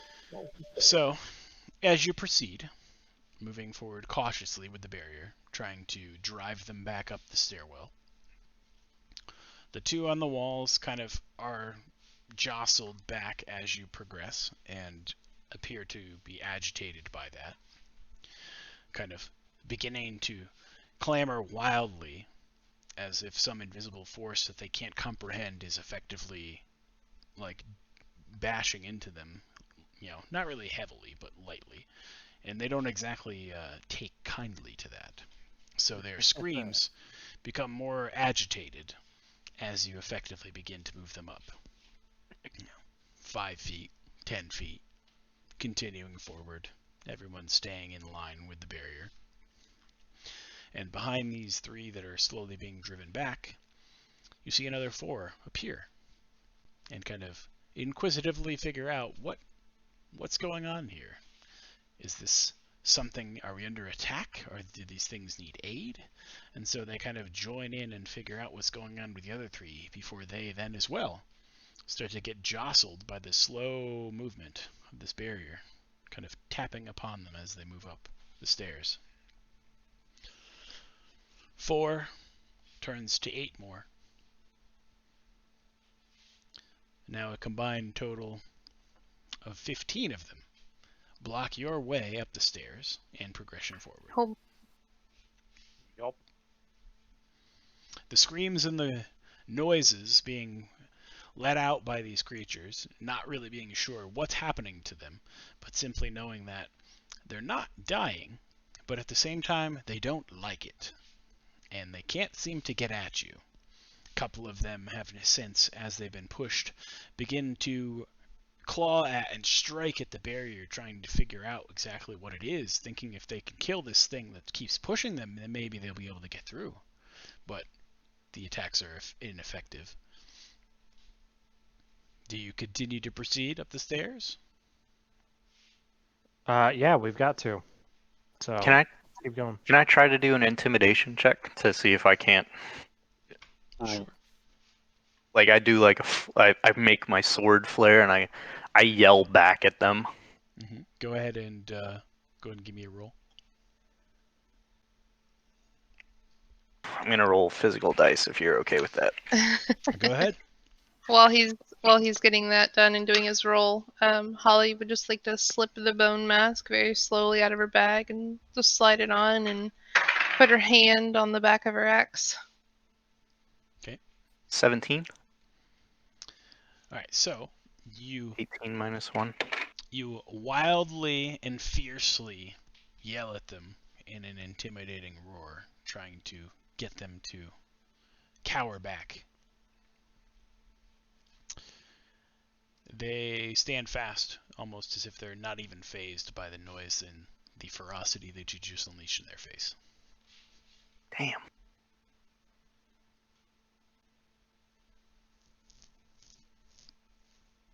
On we go, I guess. It's only 2 at a time, so. As we're going, I do say we're only trying to return that which is rightfully this plane's. We mean none of you any harm. Violence is not required for you to get what you wish. As you utter your words forward to them, they have no semblance of even comprehending that you spoke words at them.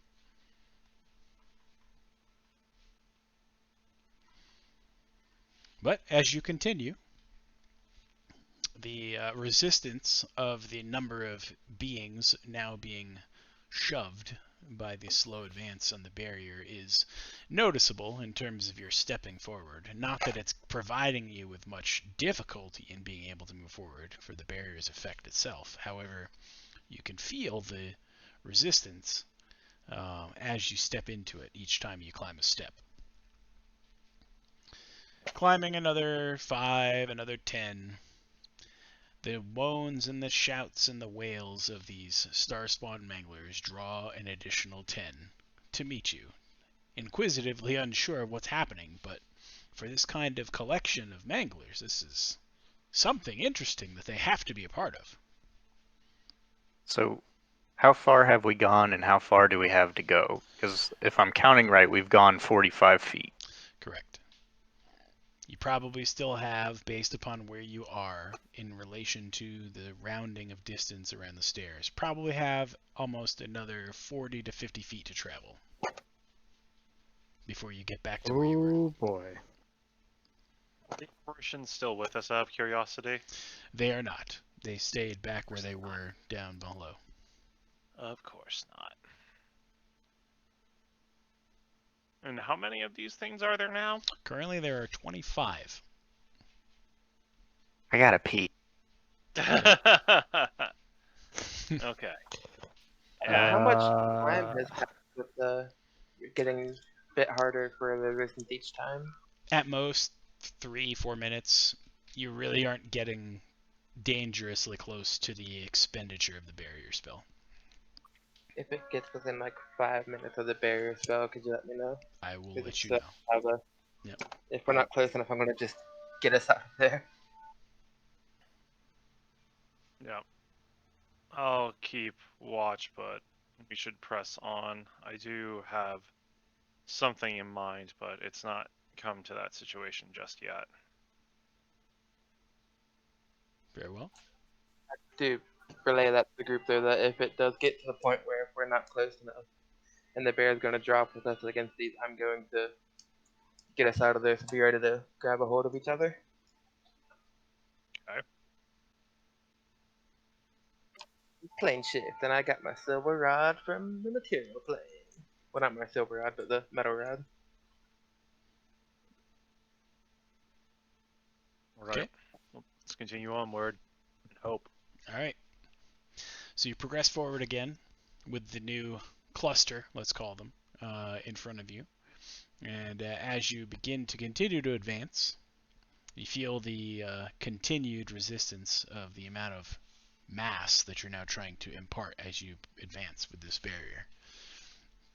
It's starting to slow progress a little bit, only in that it's more challenging to get the barrier in yourself to step up and push that many things out of the way, as it's just become so much of a mass that it's difficult to proceed through. You make your way another 5 steps, another 5 steps after that, and you can't even really be sure that more of them haven't joined because the mass of bodies is tough to see through that far. But you can feel that your progress continues to slow, and that the noise that you hear sounds more cacophonous. It's growing in sound. As you continue to make another 5 steps forward, progress is slowing significantly to the point where you're not sure how many more of these steps you'll be able to climb with being able to still make progress against the sheer mass of these manglers that are kind of balled up and now kind of all entangled with themselves, angrily thrashing and kind of making odd guttural noises. And you're slowly coming upon an impasse where your method of progress will not be able to continue. As we're approaching that point, I let out a sigh, and I just look at everyone, cover your ears. And I go ahead and I'm going to expend my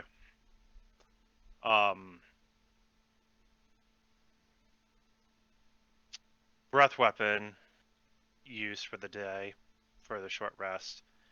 And I am going to go ahead and use Dragon Fear my feet. Basically, instead of expending my breath weapon to do energy damage, I let out a mighty roar as a dragon would, and each creature within 30 feet of my choice, each creature of my choice within 30 feet of me has to make a wisdom saving throw, which is a DC 16. On failure, it becomes frightened of me for 1 minute, or until it takes any damage. Okay. So, go ahead and figure out how you want to do those wisdom saving throws. Let me go ahead and roll. Okay, they're not affected. They are not affected? Can't hear or see, can they? It's that. I got a feeling they don't have normal senses. I got a sneaking suspicion it's not that. I'll give you a little hint. They may be immune to fear and frightening. That's what I figured it was. Plainer things are weird. Because they can easily perceive us with normal senses, considering we saw them, so I had a sneaking suspicion. I look at them, it's like, okay. So, what happens if we like show them the beacon or the ruined stone? I don't know. What do you think will happen if you show it to them? Talia's got it. I motion for Talia to hand over the ruined stone. No offense, Talia, I just don't want you in front because you take hits a little bit worse than I do. Well, I'm definitely not handing it over just because I want somebody to be able to protect the people that actually have it. So that way we're not like, thrusting somebody out into the front. So I'll pass the one thing that's already in my hand over into my shield hand, and then I will fish the ruined stone out of my bag of holding that I keep strapped to my waist. and just like hold it up. Kind of like, Barbarian War Chief holds the skull of his enemies above the crowd. Hold it up. Shiny lights, anything interesting happening that way? The creatures seem not affected by anything. They don't seem to care or even notice that you've raised anything in front of them.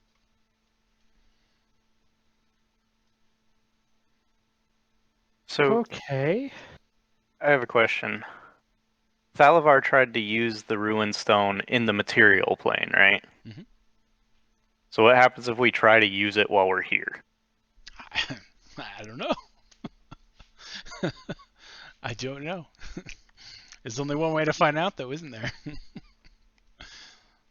But there is. If I'm gonna go out in a blaze of fucking glory. Trying the dumbest shit that I can. I don't So want to wait, die. I have my hand on the Ruin Stone, right? You do. You said it worked basically like a wish, right? Yep. That's what the ghost told you. Oh boy. Everybody, get as close as you can to each other I right think now. somebody's gonna do something before that happens. Just be as descriptive as you can be, Talia, if you're going to do what I think you're going to do. Well, time to start prepping my other character. You guys don't have like a whole Um, character prepped already? Casuals. I do though. Casuals. Oh Jesus. 2 characters. Um, Only having 4 characters? What kind of nonsense? Not casuals, people who just want to maintain their character that they currently have. yeah, I know. That's why I'm like,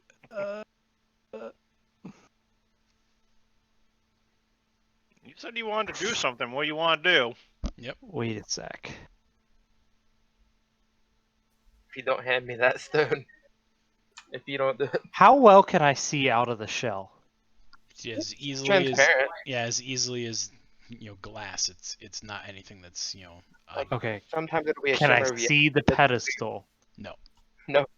Okay. You see lots of monsters. We're still inside the tower, inside the stairwell, right? We're actually got. Technically not. Correct.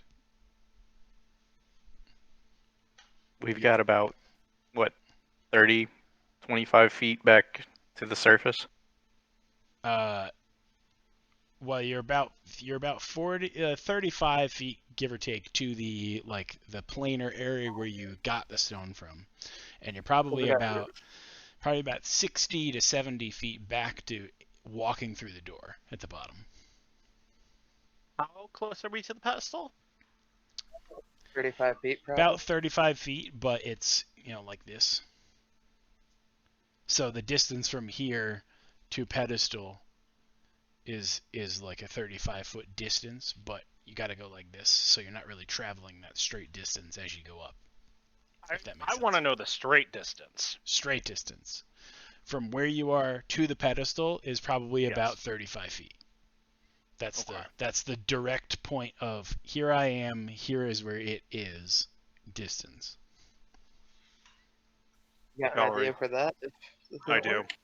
Kalri, do you think you can get us another 5 feet so that I am within 30 feet of the pedestal? If it means we avoid trying to manipulate a wish, I'll see what I can do to make some distance for us. Do you need my help? Can I just, grab you and shove you? I promise you, I can lift all this. If we try to force any of them through, and that's what it's about to come to, this barrier shatters. Let me put it this way. I'm going to need one of you to hold on to Galio, because this might be a one-way trip right at the moment. I take him. Prep that planar shift, because... Give me the Runestone. Because I've kind of got my wish, typed out. Hand him the Runestone. He knows what he's doing. Sorry. We're going to make sure he has a chance to do this.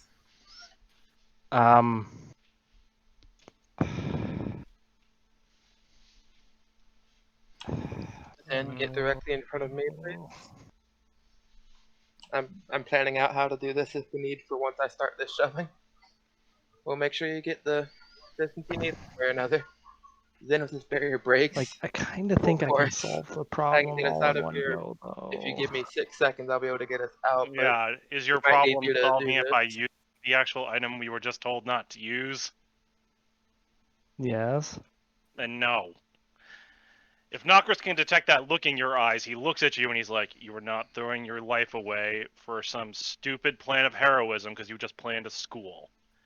No, I'm not throwing my life away. And Talia? then that's the point when Talia? Talia gives her wish.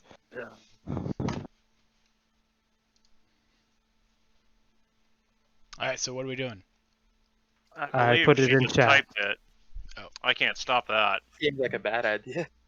But let's do it.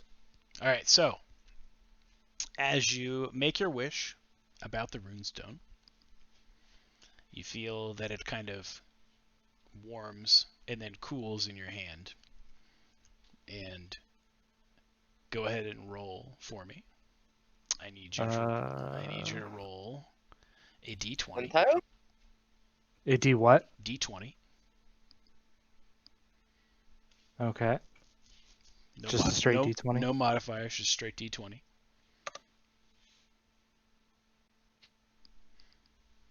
Okay, you rolled a 9. So, as you hold the runestone aloft, it basically begins to disintegrate out of existence, basically leaving particle traces as it fades into what I'll call the ethereal plane around you. And just as easily as it lifts out of your hand, you see the stone reappear in your palm. But through the barrier, you've seen that one of the creatures that was pressed against the barrier itself disintegrates as well. It is no longer there.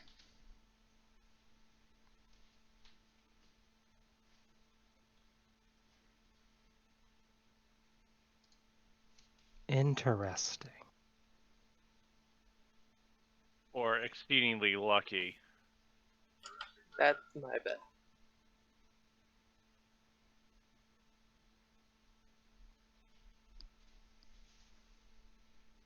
So I wonder if the creatures are linked to the stone or if the stone is linked to the creatures.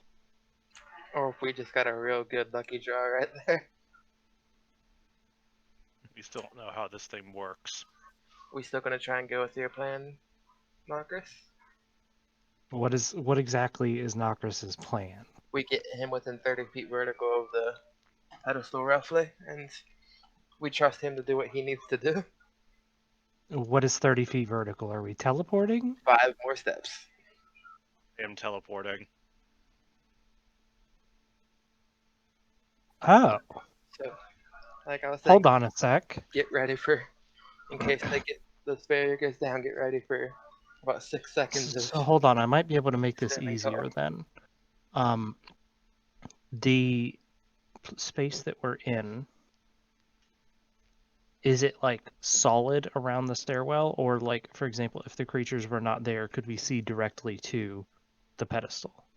We cannot see the pedestal. Correct. You cannot, Okay, you so cannot there's see still the like location. walls and floors. This has that all separate, already been right? asked, and Nokris, this is what Nokris is planning on doing. Is we need to get him another 5 feet. I'm saying Holly, Zen, and maybe in front of me since they're probably the best suited for Oh, wait a minute. I forcing can't it. do my thing. I actually need to see where I'm going. Oh, Missy Steph, I'm guessing. Misty Yeah. Step requires me I to already see, checked it. unfortunately. It's not like Dimension Door. That's why I was asking, making the That's description. unfortunate. Yeah. So, well, Never mind then. We need to continue to press forward, and we're not pulling that stunt again as I glare at her. All right, very well. So as you now again brace yourself and begin to continue forward to see if you can make any additional progress, you feel the resistance of the first step and slightly more with the second, slowing your pace dramatically as you're kind of straining to focus your mind and concentrate to continue to hold the barrier as you go forward. And on the third step, as you're about to place your foot back down, the strain and resistance against it is such that the force upon the shield, the barrier, and that which you exert upon the things that are being effectively blocked in this stairwell against it causes the barrier to crack. And it This is the shatters. end of the road. It shatters in front of you. I wish I were standing at the pedestal. Can I do it again? You still have the stone in your hand, so Yeah, because I didn't take it. so you wish to stand at the pedestal. You feel Okay. you feel the rune stone again, warm to the touch and then cool quickly. Go ahead and roll a d20 for me. Okay, let's see if this works, or if we just have to keep wishing until all these things are gone. We just want Won't to have point to out change this wish. Okay.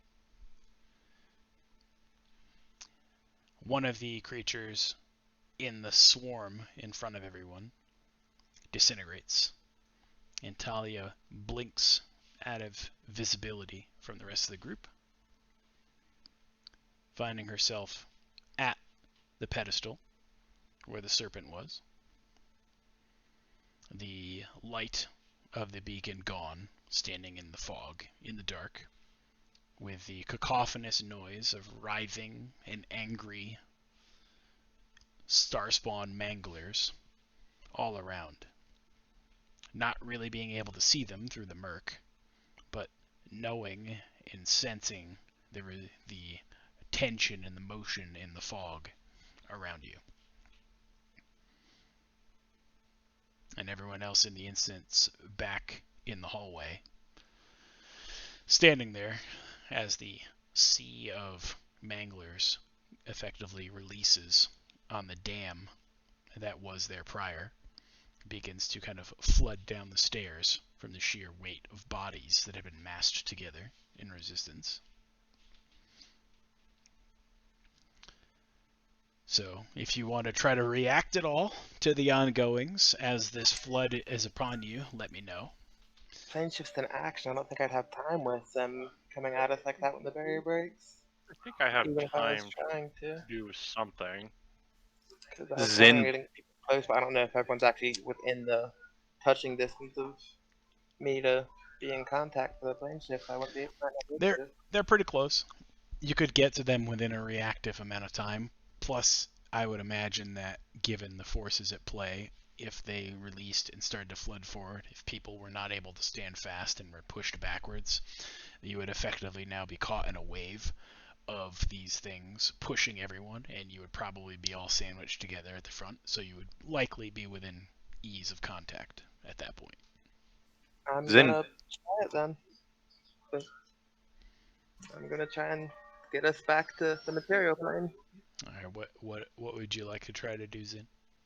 Zin just braces as he's the front one in line and like spreads himself wide to catch as many of them as possible and stop them from flooding.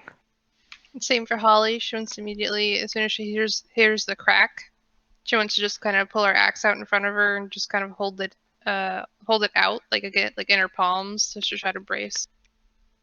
Okay. So as the wave effectively comes down to meet you, the force of it pushes you back. Go ahead and give me a strength check. I guess you could theoretically put it under, I don't know, athletics is probably what you could roll against if you want to pick a specific skill to tie to see if you are able to hold your ground or part the sea, as it were. 28. So as you both basically receive the volley of this wave of Starspawn Manglers, your footing holds as they kind of breach into you, some of them kind of flopping past you because your size and space is able to contain a fair amount, but some are able to fly over and other directions passing you by. but you've effectively contained the majority of them as you're holding fast, and they're kind of coming at you. As things are slowly beginning to push against you, the continued resistance is becoming much more challenging to hold against. And the few and many that are beginning to get past around your bodies are starting to regain composure behind, and likely are planning to assault you and everyone else in the group. So, quick question. These things have to walk on the stairs, I take it then, correct? Or are they able to Love it. fly? They glide above surfaces. Okay, so they are doing what I think they're doing. Yeah. Okay. I have something I want to do, but I'll see if someone else is going to do something, because my thing involves a lot of fire. I'm trying to make physical contact with all three of them if possible. And then I'm going to try and plane shift us back to home plane. Okay. All right. So if there's any other ideas or options you want to try to exact, otherwise we'll play those out. Are these things corporeal? Yes. So I'm still waiting for Talia since she's been awfully quiet. Well, she's currently up there at the pedestal, and we'll get to that in a moment. Yeah, I was gonna say, you guys do your thing. I've kind of got an exit plan, so. How big would you say is the hallway, Junie, roughly, like square footage wise?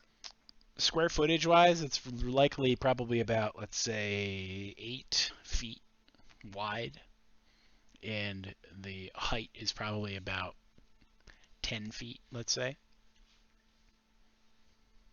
So someone with the height like Zin is able to block most of it with their body for the size of these particular creatures.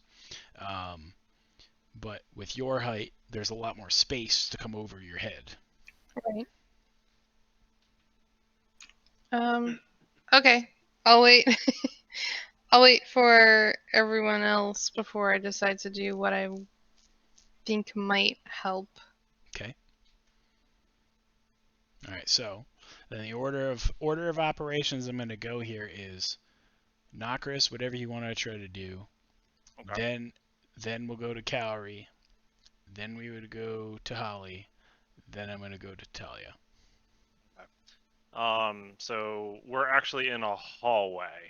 Correct. Yes? It's a curved rounded stairwell. All right, and it's made of stone, yes? As best as you can Relatively. tell. As best as I can tell. Okay, so what I'm going to do is 10 feet in front of Holly and Zin, I am going to cast Wall of Fire. And I am going to have the side that is facing out from us, so that is pointing towards all of the Mangled Star Spawn, be the side that I am going to cast that way, and any that are caught in it need to give me a dexterity saving throw, and then yeah, there's the whole description. It's basically going to be as high as it can go within there, as wide as it can go to fill up that space completely of that 10 feet. And each creature within its area must make a dexterity saving throw. On a failed save, each creature is going to take 5d8 fire damage, or half as much on a successful save. Oh no, Talia! Creatures within 10 feet of that wall, since it's a hallway and it's a spiral staircase, correct? Mm-hmm. So it's blocked on its sides, but it goes up probably about another 20 feet, I want to say.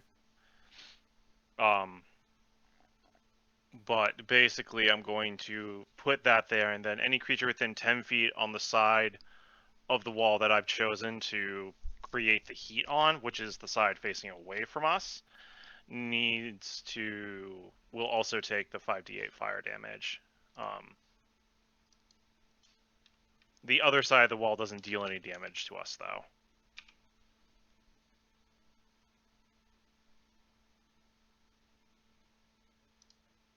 So I'm going to try and do to slow this down, or at least try and cause them to maybe back up. Fair enough. All right, brace for a whole bunch of dice to show up in the chat buffer here for a second. Hopefully I don't crash the tabletop. There we go. Oh Jesus. Okay. All right. So what's the rating they have to pass? My DC on that is a 16. And it's a 16 dexterity check. Okay, so let me count I'm going to count the number of failures first. Somebody rolled nat 20s. I'm so mad about that. So, yeah, I see that. There's a 5 lot of them that are Right, probably going to pass. and too, because most of it. because the way it's done, I can't do +4 on each dice roll, which is what it's supposed to be. So 1 fail, 2 fail, 1 pass. So 3 fail, 4 fail, 5, 6, 7, 8, 9, 10, 11, 12, 13, 14, 15, 16, 17, 18, 19, 20, 21, 22, 23, 24, 25, 26, 27. So basically 27 failures and What the hell? 22 successes within the affected area. So I'm just gonna cast it again, just so that the dice roll this time for Yep. me. Yep. And the ones that fail take 23 points of fire damage, and the ones that pass take 12. Yes, 12. Yep. No, they take 11. It's rounded It's up. rounded up. I thought it was going down. No, it's always rounded up for damage on the half, which is like if we do damage to you guys, it's always rounded up. So it works the same way on creatures. So, okay. So basically, the 22 that are hit by the blast in earnest, or in halfling, I should say, in with their successful evasion, seem to pay little mind or care to the amount of damage they received. However, they have noticeably been, kind of blazed a little bit. The others, similarly, seem more affected by the flames, kind of maybe taking a moment to recoil or, notice that they were actually hurt by something, but still seem to be in fighting shape.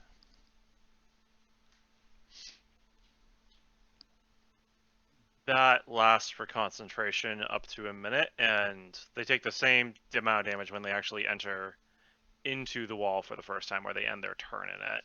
Okay. So that's just something to bear in mind also. Very well. All right. So then that takes us to Cowrie. Cowrie, what are your plans? I'm gonna try and get within physical contact of the three of them since they were relatively close before. Okay.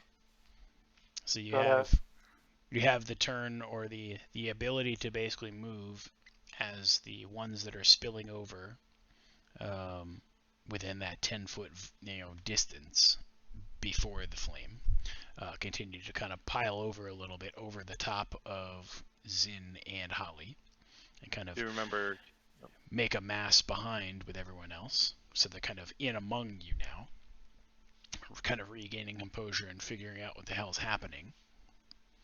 But if you are going to move forward to effectively wade through the now semi-clustered hallway to get into contact and range to touch the other three in front of you, you can in fact do that. Do you remember you have Galio also, if that affects what you're doing? He's on I Holly's have Galio. Okay. and if getting in contact with them, I'm going to apologize to Talia and try to plane shift us out of here. The 5 of us that are there counting Gallia. That's Okay. 4 plus. You good, Sam? I got a plan. Link me your plane shift.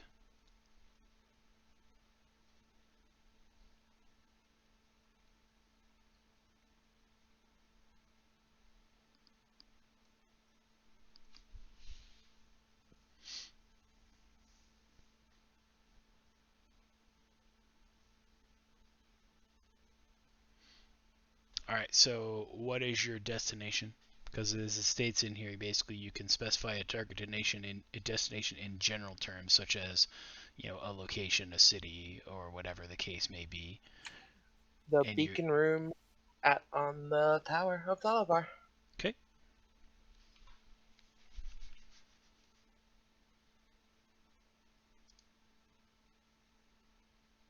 Alright. So, you utter your words of your planar shift and you phase back into your plane of existence. And then I'll hold you guys there for a second and meet up with Talia at the pedestal. Dun dun dun.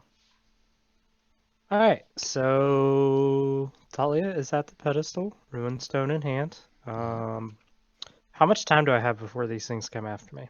Probably no more than One action? a minute, give or take. In terms of their reaction to figure out that you're there among them and probably turn on you and attack.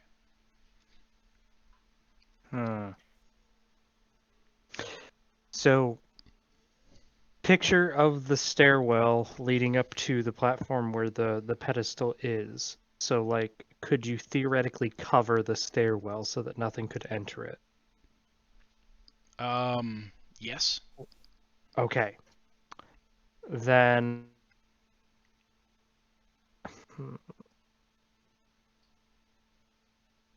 Okay, first thing I'm going to do then is I'm going to use my Scroll of Wall of Force to create, how do I put this, like a barrier that connects, like, think of like a chicken run, kind of, I guess would be the best way to picture it, cage-wise, that loops around myself, the pedestal, and then also leads back to the stairwell. Okay. But before it gets to the stairwell, it's closed off. Okay, so basically you have like a box from you running over to the stairwell, but then do you have the floor open kind of thing, or are you cutting it off before you actually hit the stairwell? Cutting it off before I get to the stairwell. Okay. So that way, like, I could say walk up to the end of the Wall of Force, not come into contact with the things that are outside pounding at the gates like barbarians, but I could still see the stairwell. It's like a hamster igloo. Yes, exactly, but not open-ended. Right. Okay, so yes, the barrier materializes, much to the kind of uncertain noises of a few of the lurker or manglers that basically have now bounced into the wall as it has sprung up in front of them. There's Wall of Force, by the way, just for reference purposes. Yeah, I figure I have enough 10-foot panels in order to do this. And then...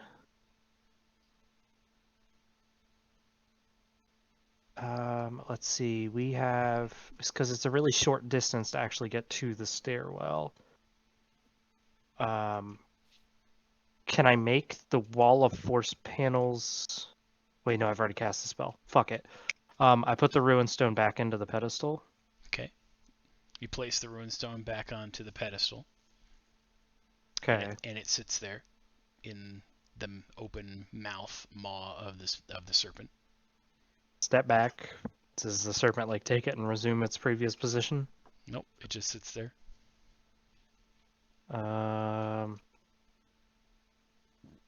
Shit. Can I remember the words that Galio used?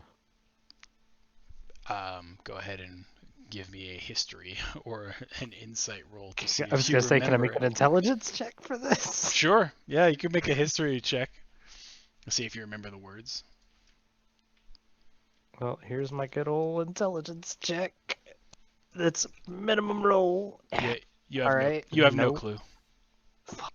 Old people memory. How do I get these things to stop? I figured that it would just put the rock down and then it would stop.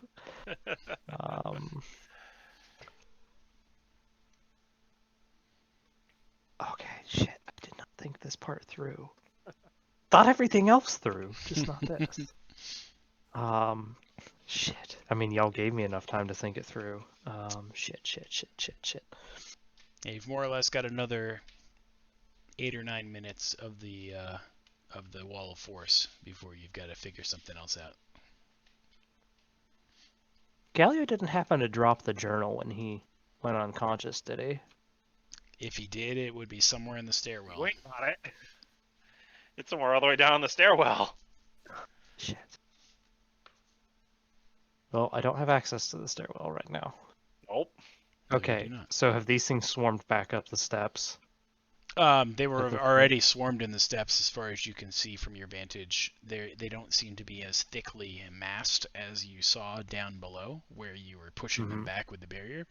But there's a fairly voluminous amount of these manglers that are basically just in the stairwell and or the entrance to the stairwell. Almost like they came from every which corner of this plane of existence to figure out what the fuck was going on, because so much attention was getting drawn to it by the screams and cries of its similar kind.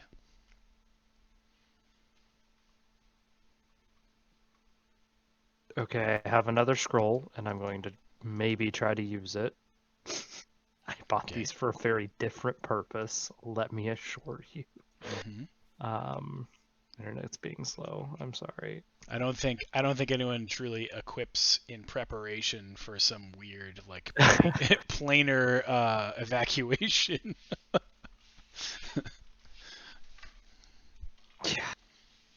All right, this is definitely going in the curriculum. How to flee the ethereal plane.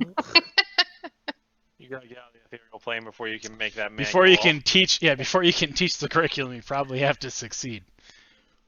I really should have just fireballed 401.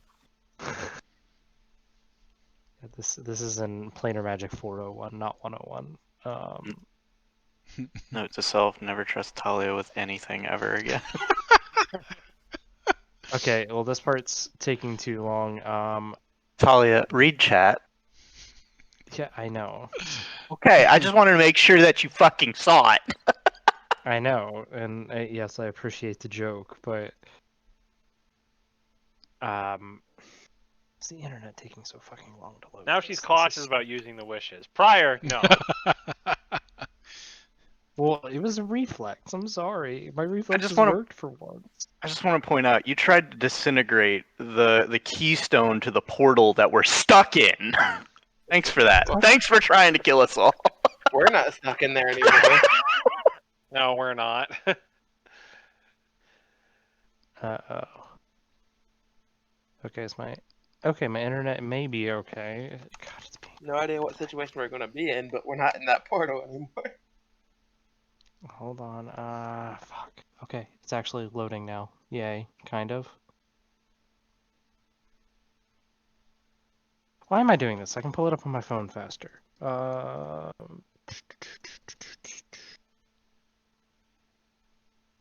Let's see here. Alright, this is being stupid.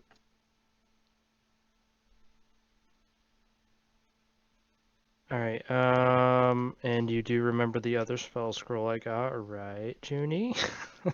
Vaguely, or no? Yes. Because I could look at it for you if you'd like me to. It's good old Warding Wind. Mm-hmm. Let's see here. So I'm going to use my other scroll to cast Warding Wind. All right. And then after I have placed, so since the Ruin Stone's already on the pedestal doing its thing, I'm going to start walking down my little hamster run towards the stairwell. Mm-hmm. When I look down into the stairwell, can I like actually see into the stairwell? I mean, sort of. You can kind of bodies. Yeah, it's a throng of bodies. You can kind of see where some of the stairs are because they're not so tightly packed that it's, you can't see through anything. But more or less, it's fairly chock full of the bodies of these creatures. Is the wall of fire still there? I was going to say, this does present an interesting conundrum. So the wall of fire is still there. You can kind of faintly make out the glow of its light down the stairwell below you. Okay. Is Wall of Fire not concentration? No, I guess It it's is. not.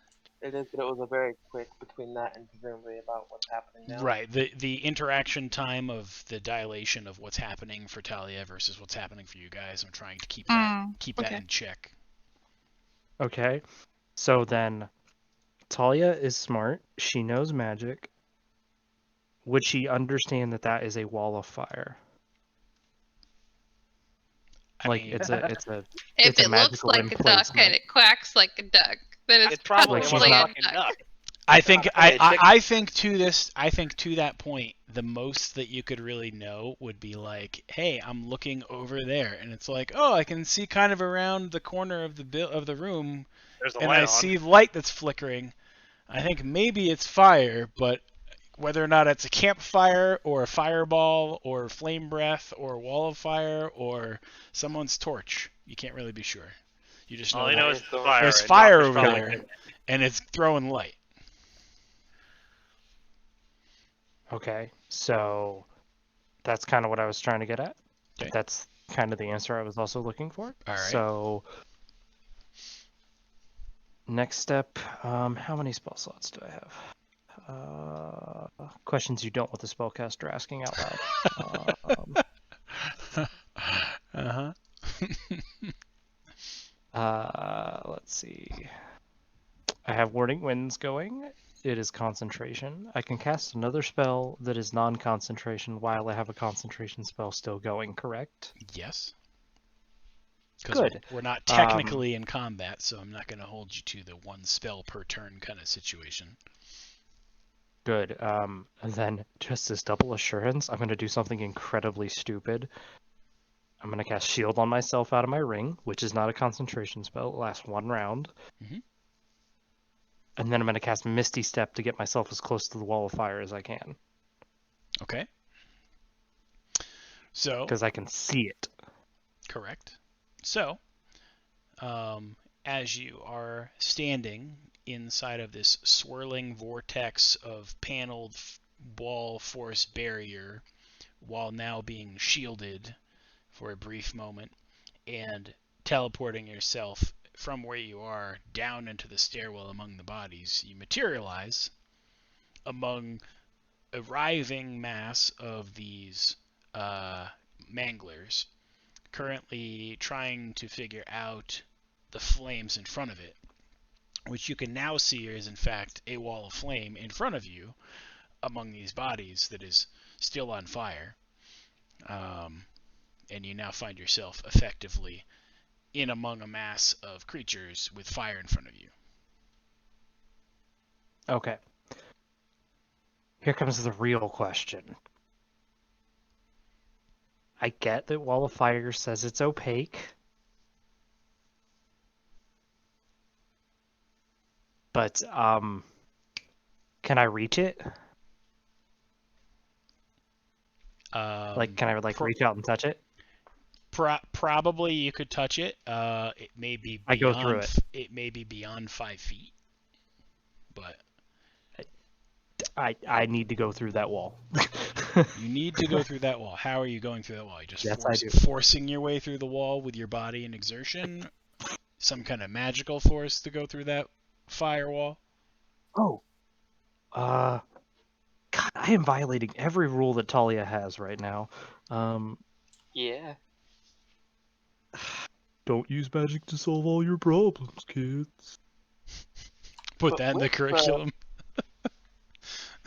Don't Yeah. play with the dangerous magic artifact, children. Plays with dangerous magic artifact for 5 minutes. Stay on your proper plane of existence, children. Do what I say, not what I do. Exactly. I am a living bad example. Don't be like me. I cast grease on myself. That way I'm like a greased up fucking pig, and I try to push my way through that wall. You were Okay. literally going to sit yourself. Okay. Okay. Yes, I am. Because Okay. I have faith in our healer. All right. Well, okay. So you have grease on yourself, and then you attempt to progress forward, which you are able to No, a make it. little bit. Let's do this 1 second. I'm gonna have to ad lib a couple of things here. So, It'd be really great if I could like make it there just to like grab a hold of Calorie's robe just in time. Okay, so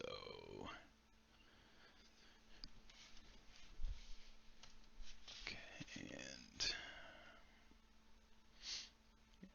it's when creatures enter, correct? That they would have to pass the dex save. So give me a dex save, Talia.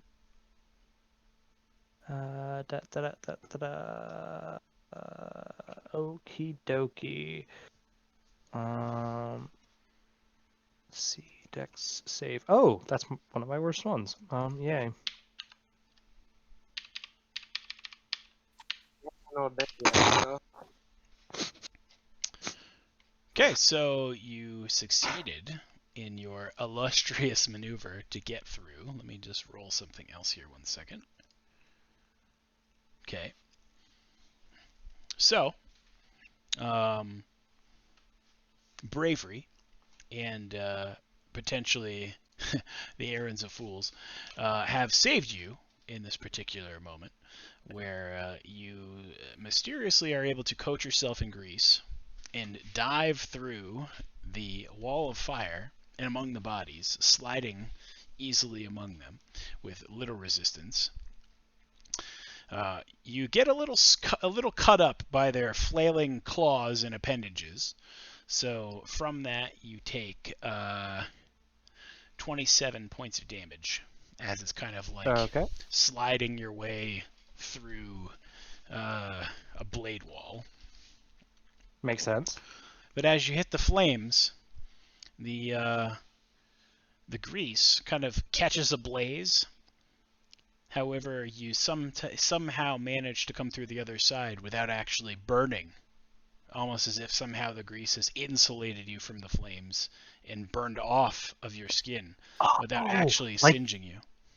Like if you coat your hand in hand sanitizer and then light it on fire, the flame never touches your hand. Okay, but that's alcohol, not grease. Right. It is. That's the comparison. That's the comparison being made as far as the effect of it. So you are currently not singed, making it through to the other side. However, you have trailed with you now a little bit of a flaming mass of fire on the floor. That is the grease that has left your body and is on fire, and will likely continue to burn and chase after you, as you are now saturated somewhat with this grease. However, you made it through the wall. Cool. Are my friends there when I get through the wall, or am I gonna have to make a really fucking long sprint? We gone. Your friends are no longer there, and the void of their space. Their void of their space is kind of filled with the somewhat spread apart, but still somewhat throngs of bodies, manglers that had gotten around Zin and Holly, kind of wondering why you're here now. You just appeared through this wall of fire and are effectively now trailing fire behind you. So I have some manglers in front, an assload of manglers behind me. Behind a wall of fire that will continue to flow through, yes. Okay, so my defenses are good behind me. I have confidence and faith in those. It's getting through the ones in front of me that are going to be the problem.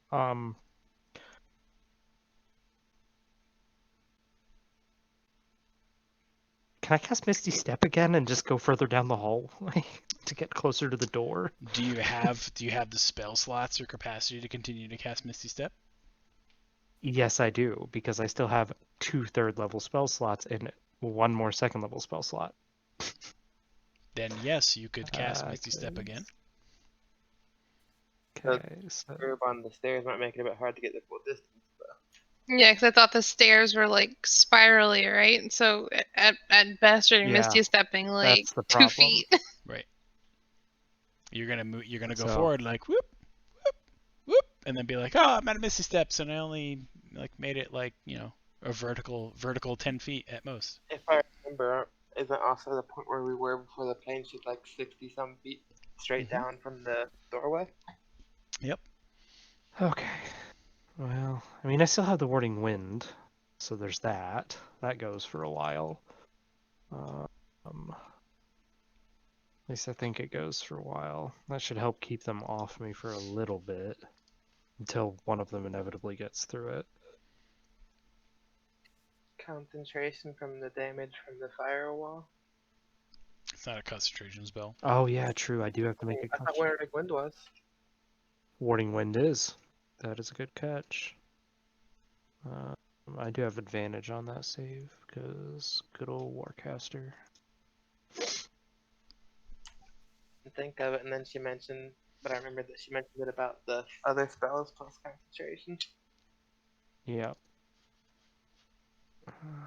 What exactly is the save total that I would have to make? 14 to half the damage, or 10, whichever is higher. Yeah, so basically roll 14 plus half the damage? roll No. higher than a 14. 14 or higher 14 was Two. half the damage. to retain concentration. Oh. Just And I if the get damage advantage on has, this? and if the Hell damage yeah. half is less than 10, it's instead of 10 that you have to beat. Oh, okay. Well, 22, I think I'm good. So you still concentrating.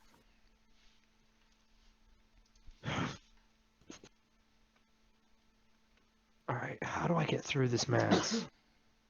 How Alright. many of these things are there in front of me? In front of you, I'd estimate within what you can see, there's probably about 25 of them. Oh god, there's a lot. So I will leave you to contemplate for a moment, Yes. and we're gonna go back to the others who have planar shifted.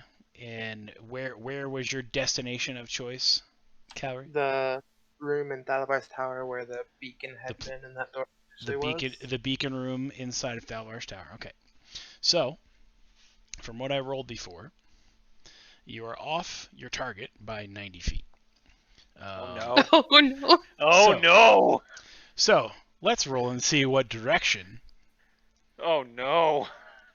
I'll be fine, but I'm worried about the rest of you and Galio. Okay, so from that roll, I'm going north, east, south, west. So you are 90 feet west of the beacon room, which basically places Ocean?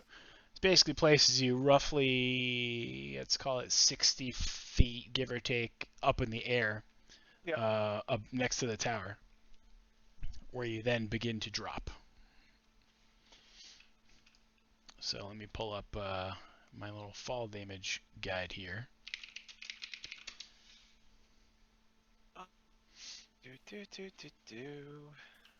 should have from this. Hopefully Galio doesn't go squish. I'm working on something. I just need to look it up. You can heal him as long as he doesn't die immediately. I'd prefer him to not die at all. That's what Raised Dead is for. Just so I don't know if this matters at all, but upon realizing that we're now falling, Zin kind of like grabs as many people as he can and puts them above him so that he breaks their fall. Okay. Should we not land on a thatched roof? Do I have? Well, actually, I gotta ask you this first. Since I can see directly below me, do I have time to cast Misty Step so that I go down an extra 30 feet and ergo reduce my fall distance by like half? Is Misty Step a reactionable spellcast? No, it's a bonus action. Okay. So then I would say that likelihood is your reaction from the sudden jolt of it. Falling 30 feet, you could probably be ready to try to react to cast that by the time you'd be within 10 feet from the ground.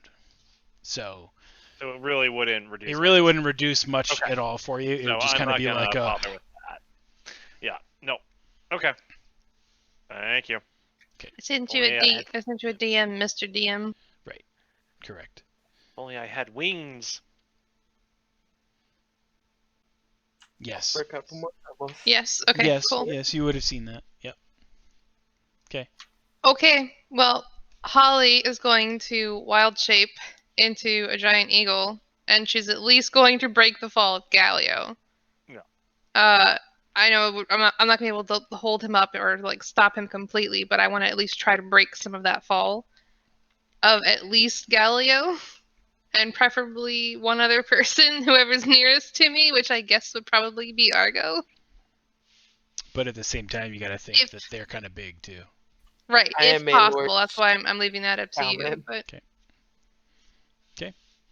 All right. So Zin effectively trying to grab people. Holly becoming an eagle. Buffering the fall of Galio. Also potentially maybe sort of mitigating some of the fall for Cowrie. And Zin and Nokris apparently just doing a love hug as they fall. oh no. I mean, Zen's trying to, I guess. I don't know if it's actually going to work or not. Right. He's got a lot of people he's trying to grab. We'll have to find out here in a second if you can roll me acrobatics for this particular magical feat that you're trying to pull off, Mr. Flametongue. He has acrobatics at least.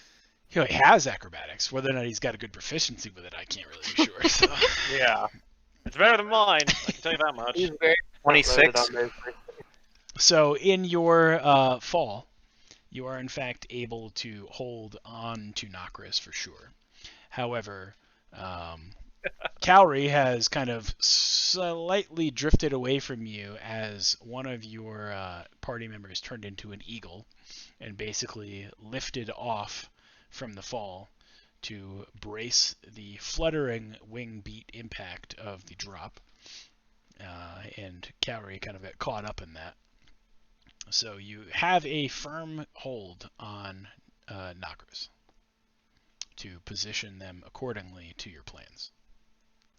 I just pretty much bear hug him and position him above me so that I'm falling, like his back is to my chest, and so that he lands on top of me. I try to position him so that my breastplate will absorb most of the damage, but I imagine a 250-pound dragonborn landing on top of, a sheet of metal is just going to bend it. I'm prepared for that sacrifice, though. Right. I feel like Zin is thinking this is not the one I really wanted to grab. Fuck. All right, so here's how everything kind of plays out. You got Zin and Nokris. You got Holly holding on to everyone else. And here's how things come through. Holly, like an eagle. Holly, you successfully aid in the slowing rate of fall to mitigate the damage felt from the fall, such Okay. that Cowrie, you will only be taking 10 points of damage. Galileo is fine in your care, and you do not take any damage as well for your form. Sweet. Because you bird. So Zin and Nokris, Gonna hurt. together for life, falling together. The math is a d6 per 10-foot fallen. Yep. You come down, falling to 60 feet, and Nokris, because you are mitigated slightly by the bodily impact of Zin below you, you take 14. Okay. And Zin, landing on the limbs of a tree in the middle of the city, falling down around the little outcropping growth of the tower. You take 42 points of damage, breaking your fall in the tree, and then slumping on the ground with Nokris basically impacting on you as well. Damn. Oh, for me.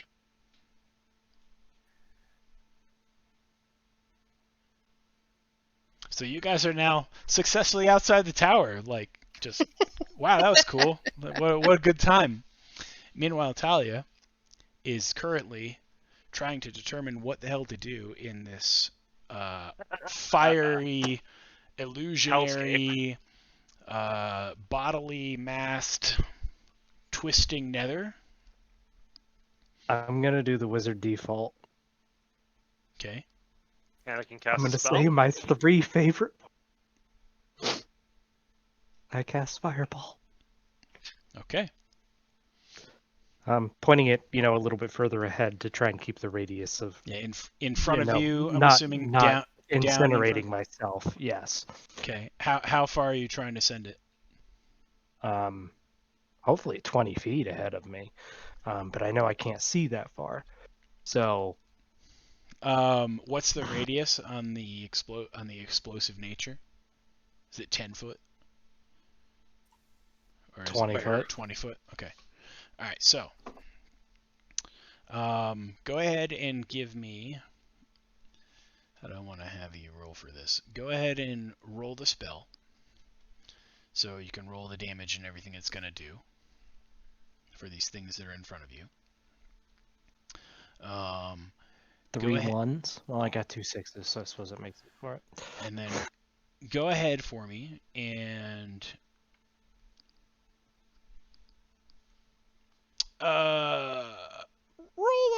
roll a sleight of hand, as it's kind of craftily having to be manipulated to maneuver the fireball into an area where you can't directly see, but assume that it would have to go. Okay. So with the shot that you have volleyed forward, the fireball does in fact successfully round the bend, headed towards where you assume 20-foot distance would be in the stairwell. However, it is interrupted probably 5 feet short by the body of one of these creatures that is no longer in sight if you ran the corner down the stairwell. And it impacts. So, see, 24 damage, Dex, DC 17.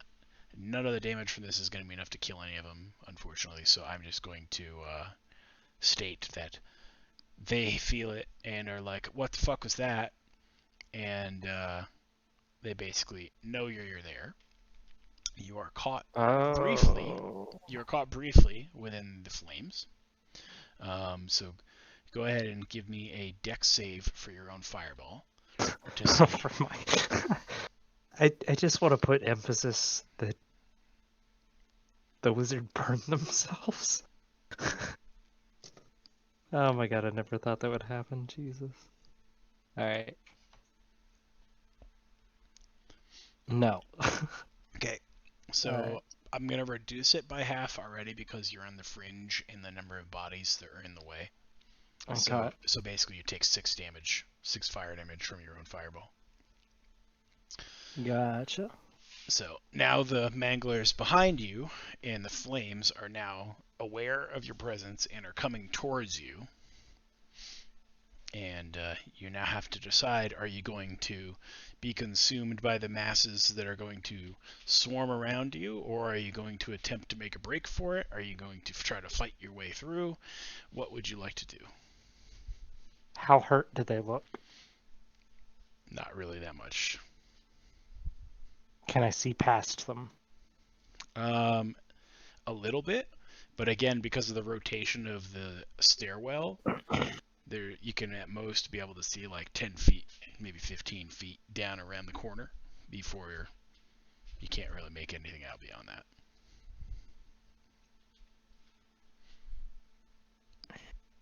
I still got a long stairwell to go. Like, in terms of length of stairwell, Like I 60 have... feet. Probably another 60 foot of distance, vertically. Oof. But you've only got to make it past these 25, and then you're home free. And most of them are right there. Yeah. So...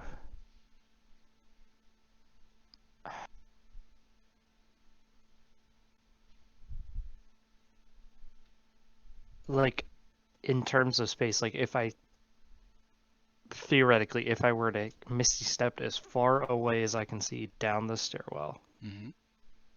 would that put me past them, or would I still be in the middle of them? You would be more than halfway through the blockage that's in front of you, but you Okay. would still have more in front of you to deal with. Okay. So let's see, how many more times can I cast? I have 1 third level, 1 second level. I have 2 more casts remaining. Could I potentially cast twice in quick succession? You could cast Unless once, you and want to then there count would this. you could cast once, and then there'd be a delay of time for, effectively, you got to think you casting a spell counts as an action, or at most a bonus action. Okay. So survive 6 seconds against a horde of monsters. Got Right. it. Right. About 4 people, as long as they're not able to stack above each Yeah, it's my best chance. Because I mean, it's not like I can look down below me and immediately see the doorway. Wouldn't that be nice? Anyways, let's do it. Okay. So, Misty Step one more time. Okay. So you Misty Step forward. Yep. And you are beyond the halfway point through them. There's probably about 8 of them that are in your vicinity that are aware of your presence and will attempt to strike you with their multiple tentacles. So let's see what we get here. Can I cast Shield? Because I still have that.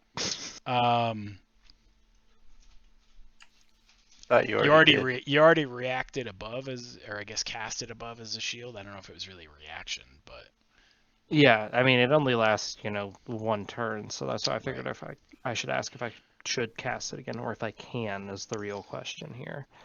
with the amount of magic use that we're chaining, I'm going to say probably not. Fair. But I'll roll some attacks here for the 8 that are in proximity to you and see what we get.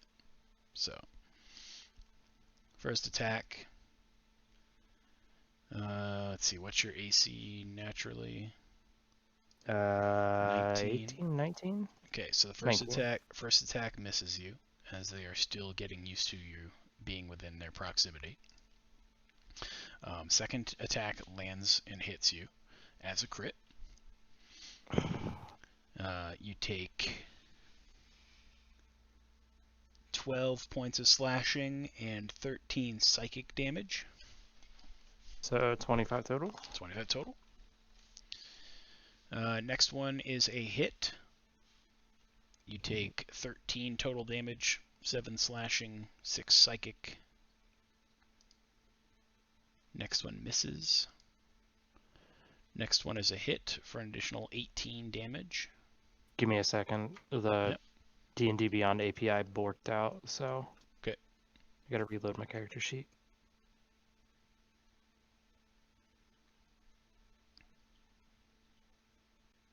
Okay, so I was at...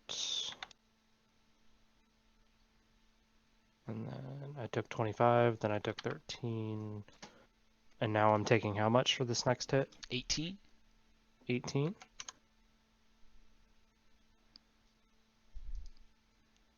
And the next one is a hit for 11. Okay. And the 7th one is a crit again.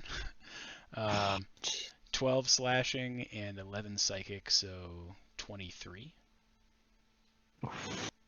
That's gonna put me right there. And the 8th attack is a hit for 13. Alright, so... how does that work? If I'm already at 0 by the time we get to the 8th attack, how does the... So the time the you eighth get one to the work? 8th attack hitting you, it basically is such that you're effectively you are knocked unconscious in the stairwell of an ethereal plane in a different realm, in a plane where no one else is there to aid you. So your survival is bleak at the moment. Yeah. Damn. Well then, seven-starred lady, take my soul kindly into your realm and dway my heart.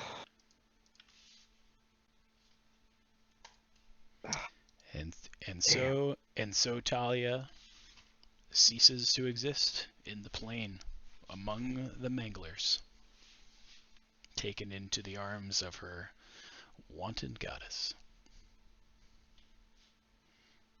Damn. And I guess that Thought is I could probably get out of that. I guess that is probably a good point to call tonight's session. Until next week, where we figure out what the fuck just happened. And meet our new party member. Ah, damn. I legitimately thought I could get out of that. You But were making fucking geometry you were screwed me. you were making good progress, but literally the whole point of that is it was not meant to be escaped in that way. So It wasn't. I really just wonder now if I should have gone with my first instinct, and as soon as I saw like 10, if I had just started a fireball and started a fight. The others got there real quick. That numbers are adding Oh up. no, that's really what Yeah. I'm saying. Is that the only reason they got there per se was because we kept denying them something per se, and that's what I'm thinking. See, I'm also wondering if I should have just wished that me and my friends were at the pedestal rather than just me. maybe there could have been a lot of ways. There could have been a lot of ways that could have been differently played out. Yep. Yeah. I decided to get the plane shift and make sure. If we had all been up there, then we could have plane shifted out of there altogether. Mm-hmm. Yep. I also just have to point out that you left the thing there Mm-hmm. without actually like putting it back in the thing properly. I couldn't remember the word. So the other thing to note, though, too, is what released in the first place were not words.